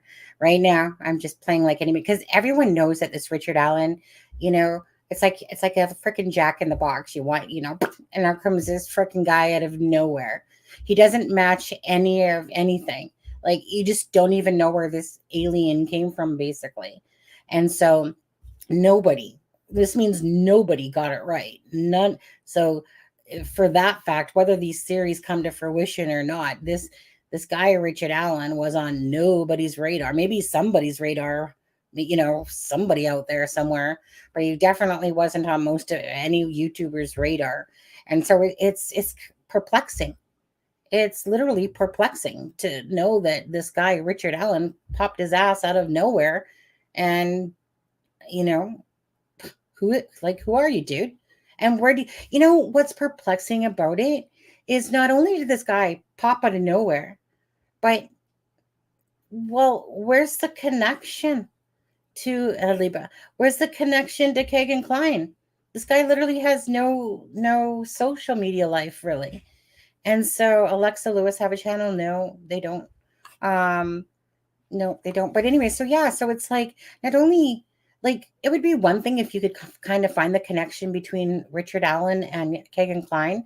And I'm sure it's there, but it's buried. It's hidden somewhere. It's hidden somewhere, because obviously this guy is, like I said, probably smart enough to know that he's underneath of, different aliases, not attaching himself to his. See, most people out there have no clue about the thumbprint or paper print or internet print that they leave behind as they're doing things. So it's like, I tell you guys this, when sometimes people send me an email, if I think that I don't trust where that email is coming from or who's sending it to me, I will literally put that email into Intellius. And more times than not, I'll get a hit back telling me exactly who your true identity is. Okay. So just know that when you're so willing to send off emails, think about that stuff. About what, if you have nothing to hide, so be it. But if you're trying to hide behind an account, chances are I can find exactly who you are in real, because you think you're being smart when really you're not being smart at all, because you don't have the worldliness of the internet to understand all these little thumbprints and, hence why like the hackers and that can find into your stuff. And, but at the end of the day, you just have to be very careful about information that you want the public to know about you and what you don't out there, because you guys in the US are so easy to get information on about your criminal past, your freaking where you lived, all your freaking relatives, everything, your financial, some of your, if you have bankruptcies and stuff like that, So this is what I'm saying. With Richard Allen, all there is that one email. Well, there's two attached to her, which go back to her, and one attached to him, which goes back to her. This guy knows his technology. He is tech savvy. So there's no way in heck that this guy doesn't have a social media presence. He does, but it's just that it's hidden because maybe he's smart enough to know tech wise, how to hide it. So just like Lewis, he's wise enough to know how he would be able to go about it. If Lewis was like, this bad guy that was trying to whatever, and he knew the ways of the internet, he would know how to hide himself way better than the average Joe out there. So it's too odd that he doesn't house very much social media presence. So either he's hiding underneath somebody else, an alias or somebody else, because I can't believe that he didn't have that much social media presence and yet kill these girls and be attached probably to the Kagan Klein thing. That wouldn't make sense. So I'm just waiting for Tuesday to come along, and I want to know what they know. I want to see what they see. I want to know what they know. Simple as that. And I want to see where some of the stuff lies. Tuesday can't come fast enough to know if that affidavit's going to be unsealed, because we're going to be all like, get out of our way, get out of our, coming through, give me that copy, give me that, someone send it to me. We know that that's going to happen right away. Give me the unredacted copy. I want to see all their unredacted stuff too, because there's somebody out there that's going to leak that anyway, because you want to know everything. We want to know what happened to Abby and Libby, and we want to know what happened that day. What happened to Abby and Libby that day? Yeah. Anyway, I think he had to have a burner phone if there really is a connection between him and Kagan or CSAM. He had to have had a burner phone. There was nothing that went back to him. Yeah. Like, he had to have had a burner phone. He knows. If Richard Allen knows what he was doing, these people, like I said, there's people on the internet that are doing shady shit. It's just like when I was on the internet myself back in the day, I could sit there and I could freaking packet you guys, packet your computers and all that stuff. Why? Because I hung out in the IRC rooms where I could do stuff like that. I could build my own website back in the day. I could use that old crap. What's that even that shit called? Whoops. What's that stuff called nowadays where back in the day where you actually use the HTTP, the text or whatever. I can't even think what the word is all of a sudden, but it was the old way of doing things, like you would literally have to copy and paste like the script, the JavaScript and stuff like that. But meaning, and it was because I hung out with these things, I could sit there and do a lot of stuff, and I was getting like free money for it because these stupid. Thanks, Michelle. That was awesome. Nice. There's Middle Mama. She's done that a couple times. Hey, Meadow Mama. Miss you. So make sure you guys email whoever gets a gift. Email Sunny, and then you email her your real name and your screen name, so that she can approve for you to get approved in the Facebook group if you want to be in that. Member. acrimingshame@gmail.com. Yeah. There we go. Thank you so much. Oh, she's so sweet. Who's getting them? Let's see. Does it show me? It hasn't shown yet. Let's see. Oh wait. Okay, we got Melissa. Yay! I thought Melissa was already one. Candy Lady, Connie Mitchell, Fibro. Awesome. So each of you send Sunny an email. Oh, there we go. Fibro. You see them all, Sunny? Melissa, Candy Lady, Connie Mitchell, Fibro, and I don't see the fifth one. Yeah. Well, if you're not already in the Facebook group, then you have to do exactly what the thing says up there for Streamlabs. Okay. You have to email me your YouTube name and your Facebook name if you want to be part of the private Facebook group. If you don't, you don't have to. You can just enjoy the free membership. Michelle, I'm stuck on here on vacation. What do you mean you're stuck there a little longer? That's going to be my line in about a week. How much longer? Because she already has been gone like over a month. I don't get a month. I get like 12 days. Yeah. Oh, no, she's been gone pretty much a month already now. And then, so she's supposed to be back on the 25th. So when you say a little bit longer, like, seriously, I was like literally looking. Yeah, I know your dad. I'm kind of thinking maybe she got like a lottery win. No. Yeah. No. Her dad, prayers for Metal Mama Michelle and her father. Sorry. Yeah, some family stuff too going on, but she's been on vacation, and then I'm not gonna like put her stuff out to the world, but just prayers for her father, people on there. Yeah, so thank you very much, Michelle, for doing that. I miss you. I want you to come back, but I know that obviously your family comes first and everything like that. But anyways, I know we said about an hour live and we're at 1:37, so we need to move on quickly. And we're going to talk quickly about the Idaho murders. What's your thought on what's going on there? It's just another horrific case with the Idaho murders.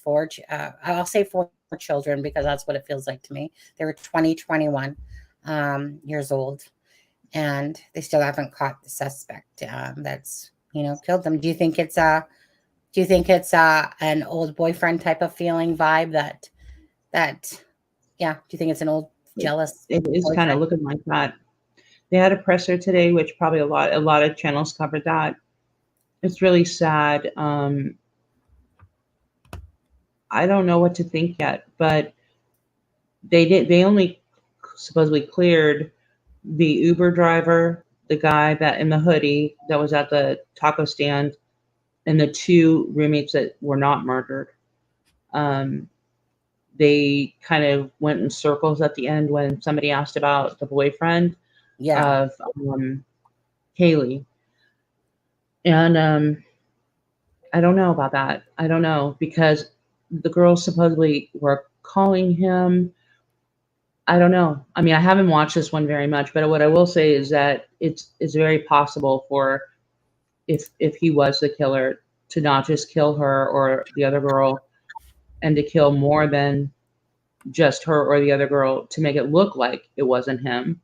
People do that. It also could mean that he was there with their phones and was dialing himself to be sure that people didn't think it was him. I mean, that would be stating the obvious. And usually these are more simple than we make them out to be most of the time. Yeah. So I don't know. I truly am not somebody that has watched everything out there on this, but they do know that a sliding glass door was open and unlocked. Right. And they do know that that they were all asleep when this happened, although I think a couple of them got up and started fighting back. I think that was the boy and girl couple. Yeah. And they do know that that town is not known for having a lot of cameras, like Ring cameras and things like this out, because it's a college town. So they don't have that, like Like here, everybody has a camera. I live in the country, everybody has cameras, but you know, that kind of explains that. I don't know what I guess my intuition is going to say, yeah, I think it is probably a crime of passion. Actually, I did see a video tonight from the coroner who also said she thought it was definitely a crime or personal, very personal. Yeah. Because of the overkill. It was so many stab wounds. So now when I heard that right before we came on, I started thinking, yeah, who else is going to be more personal? The families were not there because the kids were at college. Yeah. It could very well be a crime of passion, sadly. And No, one of the boyfriends, it couldn't have been him. The Jake guy, I guess he was not there. So it boils down to a guy named Jack, who was Kaylee's ex-boyfriend, I believe. Correct me if I'm wrong. Say that last part again. I want to say that there's like 2 Jacks that were out there, the names, but only one is Kaylee's ex-boyfriend. Okay. The other girl, her boyfriend's name was Jake. Jake, right. So he wasn't, I don't think, physically anywhere around. I think she was planning to go home to see him and his family for the holiday. Mm-hmm. So I believe when we're talking about a crime of passion, it looks like it could be the guy Jack that was ex-boyfriend with Kallie, I think. I want to make sure I'm saying that right and I'm not mixing them up. Her family has gone online to say, oh, no way. There's no way 1,000% it's not Jack. But the family can't clear him. LE did not list him in that first grouping of 4 who they said, we are sure it's not these 4 people. And Jack was not on that. Mm-hmm. Just quickly again, Metal Mama Michelle said prayers to your dad and thank you again. Yeah. And no, Melissa, the only people that need to email me are the ones that want to become part of the private Facebook group. So if you don't have a Facebook, then you don't need to email me. Your membership already kicks in. So just so we're clear on that, it's only for the people that want to do that. And I'm going to drop the bio link again if anyone wants to. Well, there's a few things going on. We're going to be doing in about a week's time or no, maybe a little bit longer. Anyways, you can follow on Twitter, Instagram, Facebook. You can follow my meme page. You can follow Adam on Twitter. You can follow, you can check out the Bad Boys. What you gonna do? That always reminds me of Mr. Steve on Halloween. Yeah. Thank you for subscribing. MIA Missing in Action is now subscribed to us. Thank you, subscriber.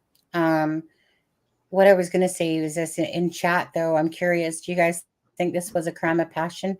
That's going to be some jealous ex saying that one of the girls was cleaning up having a stalker the weeks before. Anyone else hear this? Yeah. Maddie had a stalker. That's true, too. Well, okay. So, yeah, if you think it's a crime of passion or whatever. But, we kind of were having a conversation about this the other night about jealousy and stuff like that. And I remember saying, because I refuse to be part of that. But I'll tell you, jealousy and jealous relationships are very toxic and detrimental. And if anyone, again, you don't have to be a detective. You shouldn't have to be a detective in a relationship whatsoever, because this is what kills so many people. Like when it comes to those type of relationships, is that it's jealousy. There's again, when, how do I say this? When you are in a jealous relationship, again, then you have to keep proving yourself that you're not, that you're not doing anything wrong, that you're not whatever. Again, people don't. I guess what I'm trying to say is like this. People don't need to live those type of lives. If anyone's watching right now, again, if it can help, whether it's an abusive relationship, a jealous relationship, or whatever, okay, then it's bottom line is that that's just a toxic relationship that will never last ever. And if it does, there's some people that are stuck in them or that stay in them, and then they find their self, like I said, killed or dead, and then everyone thinks, oh, it's not going to happen to me, not going to happen to me, and stuff like that. Well, anything can happen to anybody, first and foremost. But so I'll be curious if this ends up becoming, like some sort of jealous rage or not. It's scary. It's scary. Like I said, I just refuse to ever allow myself to, if I have to keep proving myself to somebody, I don't want to be in that relationship whatsoever, myself. And so that's why I don't have the time of day for it. But because there's, I spent that time with my first ex that I was with, Dion. And if I wore something, if I talked to another person, if I did whatever, I was sure to get a beating of some sort and stuff like that. And I'm not going to live that type of toxic lifestyle. But I'm curious if this case will come back to a jealousy thing. It's so sad that people need to take things to those levels of murder, all because maybe they liked a boy or a girl or, and their friend, did this to them and stuff like that. And then people take it to the level of murder. Um, 4 people dead and such beautiful children that they were. And it's just really sad. And then we have the LGBTQ Mhm. as well that happened yesterday, I think it was it. And again, Mhm. you know, I was going to show the video clip of that, but I'm not. So instead, I'm just going to drop the link, and you guys can go watch that for that one. This is for the LGBTQ. Again, again, innocent people. Whatever the issue was with the person, they at least they have them in custody, unlike the 4 children that have been murdered. But I feel like that with that case, that it's going to be solved soon. I feel like that there will be an arrest made soon, in It- within a few Colorado weeks.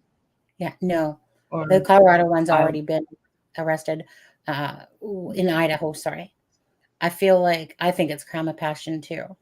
Yeah. And then obviously it's kind of one of those things. Well, first of all, you're going to kill the girl. You're going to kill probably the guy that she was with, or whatever. And if it's nothing to do with them, it's either, like I said, then you got to take out the other ones. But 2 people lived. There was like 2 people, two of them lived. Um, They were on a different floor though. yeah, Like they were on yeah, the other floor. yeah. Um, because they said at 11:58, someone called saying that someone was unconscious, and it Mhm. was from the phone of one of the people that was there or whatever. Um, Mhm. I just remember hearing. I don't know the case intently. I know that there's a lot of channels that hop on every bandwagon for every story that comes, and I don't blame them.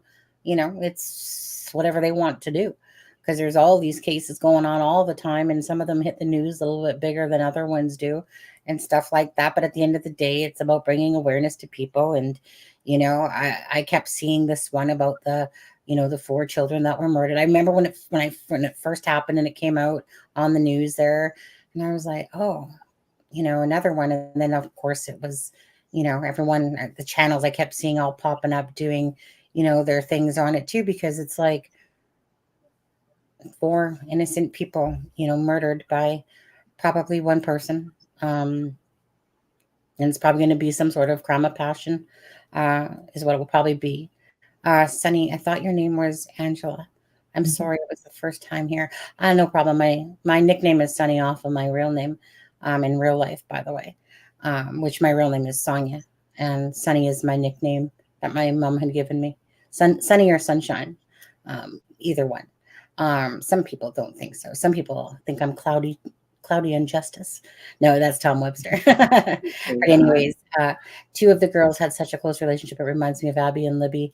Yeah. So I just wanted to touch on that before we got to get going here. And so, Callie, what do you have to say about, again, just anything really with regards to, well, I don't know. What are some of your final thoughts here? Well, I'm really sorry for the 4 in Idaho or Iowa. Oh, I get those Idaho. confused. Idaho, for their families. It's coming up on a holiday. It's a horrible time. It's always a bad time, but that's a really, like they said on the news, they're not getting to celebrate prepare their turkey dinner. They're preparing funerals. And Yeah. then as far as Delphi goes, I really pray that I want to just pray or send good vibes to the families because it's going to be hell for them to be in the room with this man. And honestly, as bad as we want information, my heart is breaking for them they're going to have to look at him and see him and hear more than they probably heard before. And I just feel horrible for them. I know this is the beginning of closure, possibly, but could you imagine if you happen to be in the room with that man? Oh, no. Horrible. As a parent, honestly, I don't know. I probably want to jump over that thing and strangle him myself, to be honest with you. But, I mean, I couldn't imagine the fact of your child dying, let alone dying at the hands of being murdered, and a horrific murder at that. And to have to see that person, my rage level would be out of control. I don't know that I could handle it. I would have to be in the shoes of I'd have to be in the shoes, because 5.5 years later, and then all the emotion, I would have to be in that person's shoes to understand what I would go through. And I'm not, so I couldn't never. Yeah. But I just know I have one son. Someone took that son away from me. I don't know how I would react to something like that. That's like Anna, right? One daughter, and that daughter that looks so much like her too. And then to see this person that's being accused, I mean, obviously he's not guilty till he's guilty. But to have to sit there and look at that dude, let me put it this way. I'm probably sure I'd be outbursting in that courtroom so badly, and that they would have to probably remove me myself. Yeah, me too.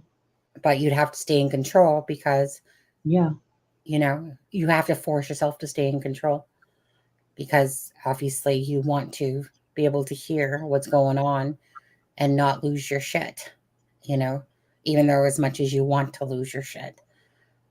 I never would ever want to be in their shoes. No. And I'm so sad that I'm so sad for them that they have to be put in that position myself. So, yeah. Hope it's not 5 years to find answers. Yeah. Well, like I said, at least hopefully we're moving in the right direction. And I feel like the Idaho case will be solved soon myself. And there's already people or that person in custody for the LGBTQ one. You got to be bold nowadays with all the cameras that are actually out there to actually go into a house and murder 4 kids. I mean, you don't know where the cameras are. And these crimes just keep getting worse and worse and more often and more often. I mean, everything's on camera now. Well, that's just why are they being so brazen to go in and do these things? That's what gets me. Is like I was looking at a case, Kallie, and the husband was found in murder because of his Fitbit. Do you know what? It's just things people don't even think of. But there's cameras everywhere. There's freaking your phones. They can find the GPS of them. Like there's just so much against criminals nowadays. And yet, like I said, someone's Fitbit. The husband was charged with murder because of his Fitbit, because his Fitbit obviously showed where he was, or something. And, you're just like with the amount of technology.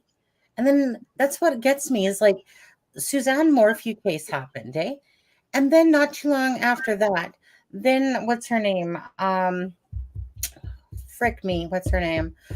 The one where they couldn't find her in Vegas or whatever. And, oh my God, what's her name? Hey? Somebody what? I don't know about Vegas. Yeah, no. There was, I can't think of her name. I haven't said it in a while, so I'm forgetting what it is. Give me another clue. Okay, so she had this Jeep, and apparently she left her home and she didn't take her Jeep, and she whatever, and they've been searching the desert for her. Come on, you guys, what's that case? Judy Ron's covered it. It happened not too long after the Suzanne Morphew case. It's the husband's kind of like the Filipino, the sister. Oh, Maya Malete. Thank you. Yeah. Thank you. And so the same thing that kind of happened to Suzanne Morphew. That this idiot thinks that he can just freaking get rid of his wife and act like she didn't take her cell phone, didn't take her vehicle. Oh, she, nothing happened. And again, jealousy. Yeah. Do you know? Like that's same with Suzanne Morphew case. She's dead. because of jealousy, Mm-hmm. you know? And if people, like I said, it's too bad people don't see the signs by ahead of time. But when you're in a jealous relationship, you might as, you know what I mean? It's never gonna work out Never ever. going to go And well. so Suzanne Morphew is dead. Maya Moletti's dead, and you all know it stems from the jealousy part and insecurities of the other person, and that's what's very sad. And so then that case happened, and you continuously see it over again. That even in the whole Chris Watts case, he's cheating on his wife, whatever, with that chick, whatever her name was. And again, he feels like he has to take out his wife and his kids because he's having an affair. And, so what level do you have to really go? You know? So that's what blows me away.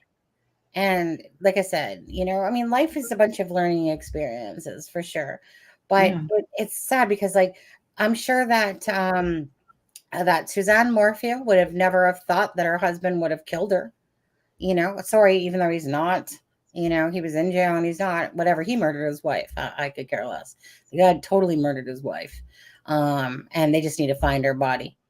Maya Miletti, same thing. He's full of shit. He killed his wife. He knows it. I hope you're hung by your balls or your testicles there and strapped up for life by them, because it just sickens me that you had to go that far. It's kind of like when Chris Mathis was talking about Garrett Kurtz and Ashley Garth and those people to do with the murder. Like, you couldn't just leave it at a cat fight. No, you had to take it to the next level.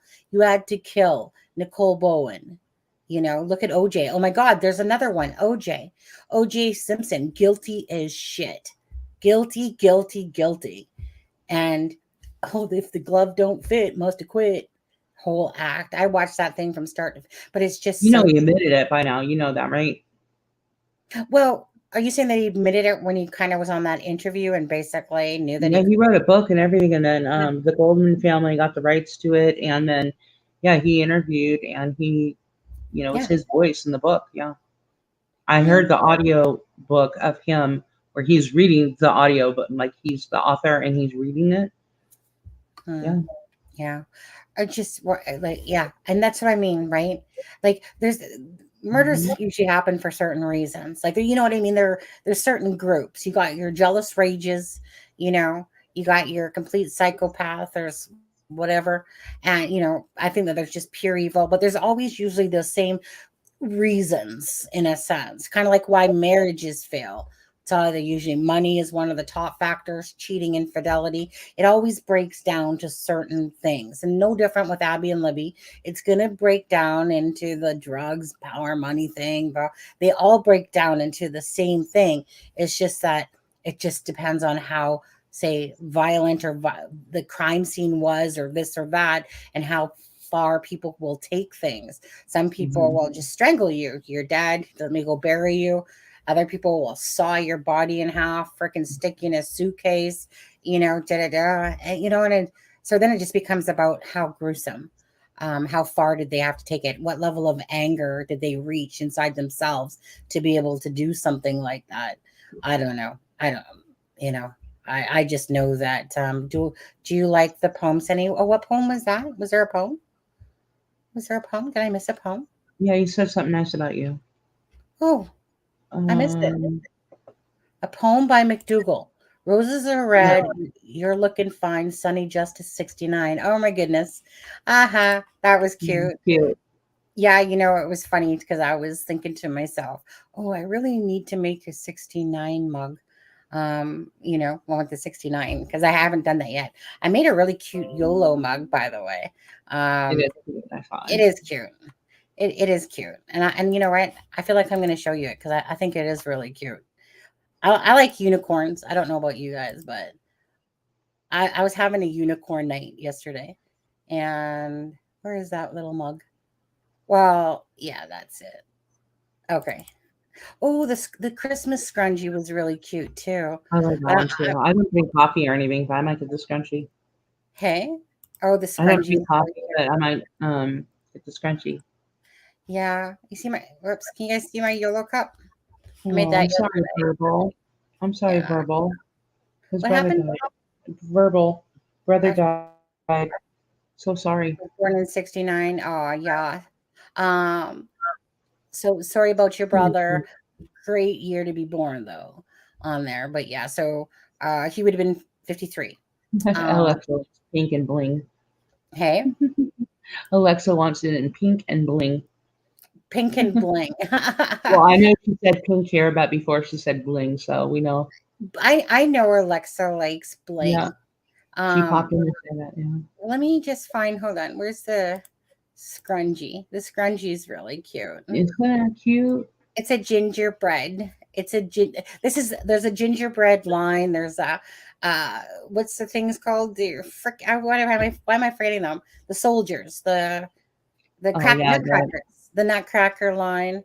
And then I was doing starting a unicorn line. And then I have, you guys though, some of you guys might not have seen it, but did I bring them up here too? Yes. Where's the ones that about, right here, these two. Hold on. Okay, get off there. Get off right here. Open. Okay. So then I did ones like this, you guys. So if anyone does want a special mug that they want their mom or their sister, somebody that passed away that they want a special mug, with their name or something like that. So this is kind of like the boy color one, the guy color one. And, you can have it personalized with the year that they were born to when they died. I have no problem. Special requests and stuff like that. And then this is my mom's name, Gloria. So she was 1947 to 2015. And it says, and an angel has her wings. So that's like a memorial cup. So just meaning, yeah. So it's one of those things, you guys, again, you have to email me and it's in the bio link. Well, the fourth wall is in the bio link. But anyone that ever wants something personalized, you have to email me at acrimingshame@gmail.com. Anyways, so yeah, so I wanted just to show you a few of those things. That's what I was working on last night was like a lot of the stuff. Sometimes I just need to get away from, I still like my YOLO mug. But sometimes I just need to get away from the true crime stuff and work on things that are just, I love creating things. I just love creating. Okay. I love designing. I love creating and stuff like that. So it's kind of like my thing. I didn't even want to do a live tonight whatsoever. All I wanted to do was play with my program and create different things.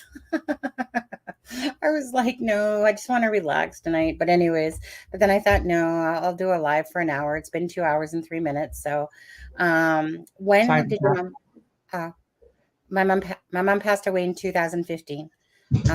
Just as I met my husband now, who I've been with for 7 years. Over 7 years. So my husband, he's like my 32-year-old husband, my gorgeous husband, Steve. He's a hottie, guys. Hey. He's a hottie. Oh, I love my husband. He's so great. But anyways, I met him online gaming. And so my mom never got to meet him. It's one of my saddest moments because my mom would have loved him. And see, my mom, my mom's home that I knew for a long time. She had this home, really nice, pretty home on the mountain in Abbotsford, BC, which is about 25 minutes away from here, half an hour max, but 25 minutes away. And so there's this mountain in Abbotsford called Glen Mountain. And my mom and dad had purchased this home for like $239,000 back in 20 something years ago. Anyways, a gorgeous home. It was one of those, like, it's not one of those big mansions you see where it's white and boring and whatever. It was this, brown wooded one. And my mom had the different tiers. You had to go on a 45 to go up the driveway. So you had to park at the bottom and then walk up. And then in the backyard, we would play croquet because it had like 5-tier levels. And it was just it was really a beautiful place to go hang out, have Thanksgiving, which I miss so much. And to have the nieces and nephews and sisters and brothers and aunts and uncles. And, because it had like 2 living rooms in a sense, but I'm just think of one of those really cozy homes that you go to and the fireplace is on, the Christmas trees in the corner or whatever. And as much as my mom did not like muddle and mess, it was in that one particular room, you just felt all the love of the aunts and uncles. And so it was a really great place to go. And I always wish that my husband would have been able to go there because I just loved it for the spirit of Christmas and the spirit of Thanksgiving and being able to spend it with all the kids running around making noises. And, my husband would hate that now for sure, but he never got to meet my mom. So she died in 2015 of cancer. My dad's dead. My mom's other half that was with her for 20 something years died a year after. Liver problems and stuff like that. So I have still I have 4 half brothers and I have so I have 5 brothers: Timmy, Randy, Billy, Ricky, Kenny, and then my older sister Paula, and then I'm Tang is my twin, and then Song is my real name off Sunny's my nickname. So there's 8 of us really, and so they all live down here in BC where I live now, or back home I should say. And out of it all, I barely see any of them. I see my twin sister once in a while.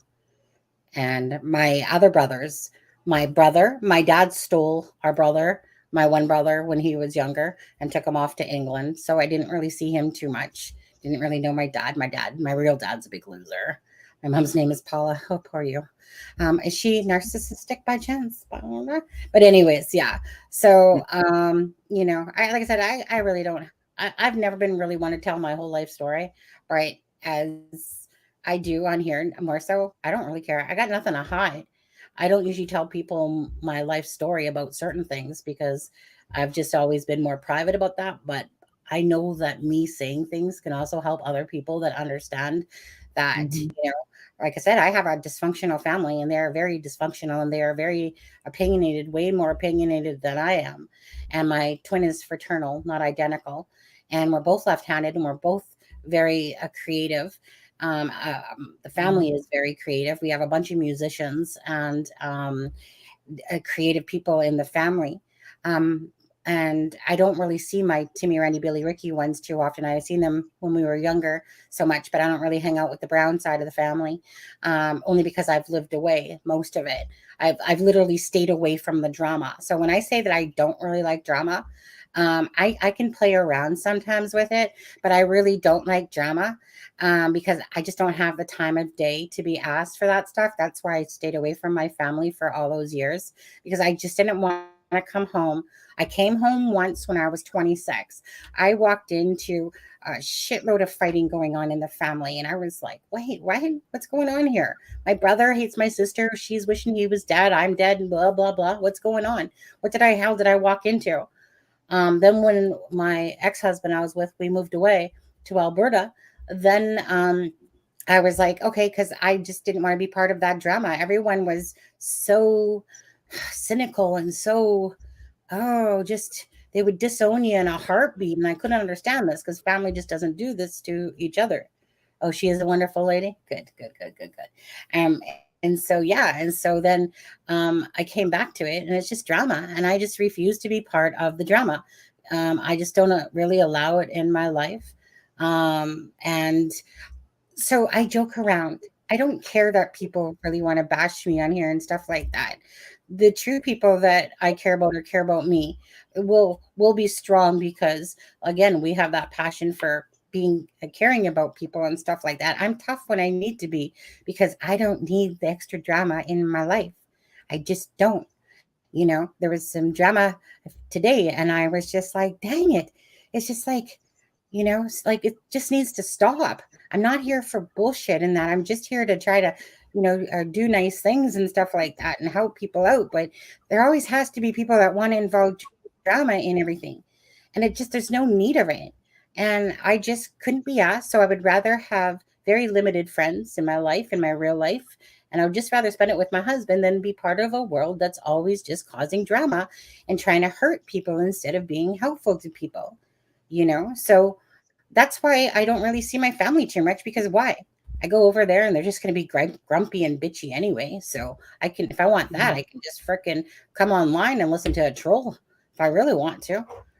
I just, I can joke around, but I'm not really into the big drama of he said, she said, they said, this said, or they said, and stuff like that. I worked in cosmetics for 11 years with 26 chicks.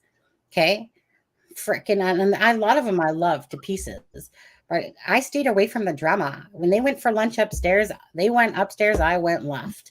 I just stayed away from them. And then when they asked me why I didn't sit with them, I said, because I'm not into talking about freaking cheese and wine and freaking recipes and stuff like that and drama. And I'm just not into that. I always remember this article by Dear Abby that said that somebody said trouble was caused, suspicion fed, all because somebody was indiscreet, blah, blah, blah, blah, blah. Well, that goes on all day long. I don't need to be part of that.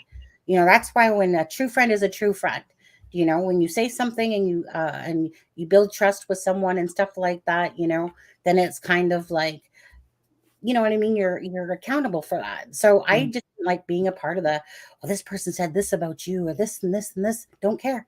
I don't care. I'm a strong enough person as an individual to go, either I'm going to believe it and I'm just going to straight out ask you, did you say this about me? And if so, just be honest with me. I'd rather listen to that than somebody lie blatantly to my face and stuff like that. So I just don't like to be part of the big drama circle or with the YouTube channels and stuff like that. I refuse to be part of all the drama. I might make fun of it now and again, after you get picked on sometimes, so many times. I'll just sometimes video back and whatever, but I literally could care less if somebody tries to take away from me. It bugs me a little bit, but it just bugs me that they as humans can do that to other people. But I truly don't care. It's not impacting my life that I'm like, I'm gonna go cry about, Graz making fun of me or Greeno, and I'm not gonna sit there and I might be, pissy for one day or not even a day. Not even a day. I'd have to give you 5 minutes probably. Just gets old. It gets old why people have to hurt each other. Woo, that was a whole talk I wasn't planning on happening right there. Anyways, hey drama. So you have a good, great group of people that chat in here, and I do appreciate you letting me come on to help you out or asking me to come help you out. But Adam will be back, and Tuesday I'll be probably listening, but I'm working, so I won't be on the chat or anything. But well, I was gonna say because Kelly's going on vacay right quick here, and then there's that afterwards. Yeah. And but you know what? While you're leaving me, Adam should be back and stuff. You'll have your family. Yeah, Adam will be back. Whatever. I'm just like I said. You can reach me to talk, but I just gonna be having a little vacay after this week. Yeah. Or at the end of this week. Yeah. Yay. Well, I'm gonna go back to creating unicorns after we get off this live. I'm gonna go play with some unicorns again or something like that. I don't know. Maybe I'll make a 69 mug. I need to make one, but yeah, maybe I'll do that. Anyways, you guys, yeah, it's all good. Like I said, I don't mind sharing certain stuff at all. I was never someone that would ever tell you I was abused or anything like that before. But if me being open helps other people, say that, hey, get out of that crappy relationship, get out of that abusive relationship, get out of that jealous relationship, and stuff, because you don't need that for yourself. And you certainly don't need that in your life. It's toxic. And there's nothing that's good that's going to come out of it and stuff like that. Again, it's about bringing awareness to the missing and the murdered. And the reason why most people are missing and murdered is because of jealousy, because of stuff like that. That's the majority of why these things happen. So, and abuse, right? Being stuck in an abusive relationship and stuff like that. So if me being open helps other people that I don't know it's helping, but it helps anybody, that's a good thing, because there's a lot of other people that can relate. So that's always a good thing, guys. Anyways, with that being said, it was nice to see everyone. Please give it a like, thumbs up. Again, check out, if you guys have time, check out again the bio link. Okay, guys, that's in the description of this video. You can follow on Twitter. You can go check out the merch site. You can go check out my meme stuff and all that good stuff. Right, Kallie? Yeah. Yeah. You're such a great person. You have a great soul. And I'm glad I've gotten to know you over the past month or so more and more. But Thanks so much. this girl's got to get up early tomorrow for work, Yep. so Yeah. I'm going to have to go. But thanks, guys, for being so great in chat. Yeah, you guys take care, guys, and we'll see you on Tuesday. Right, Alexa? Right. Okay, take care, Callie. Love you. Love you Bye-bye. too. Thanks.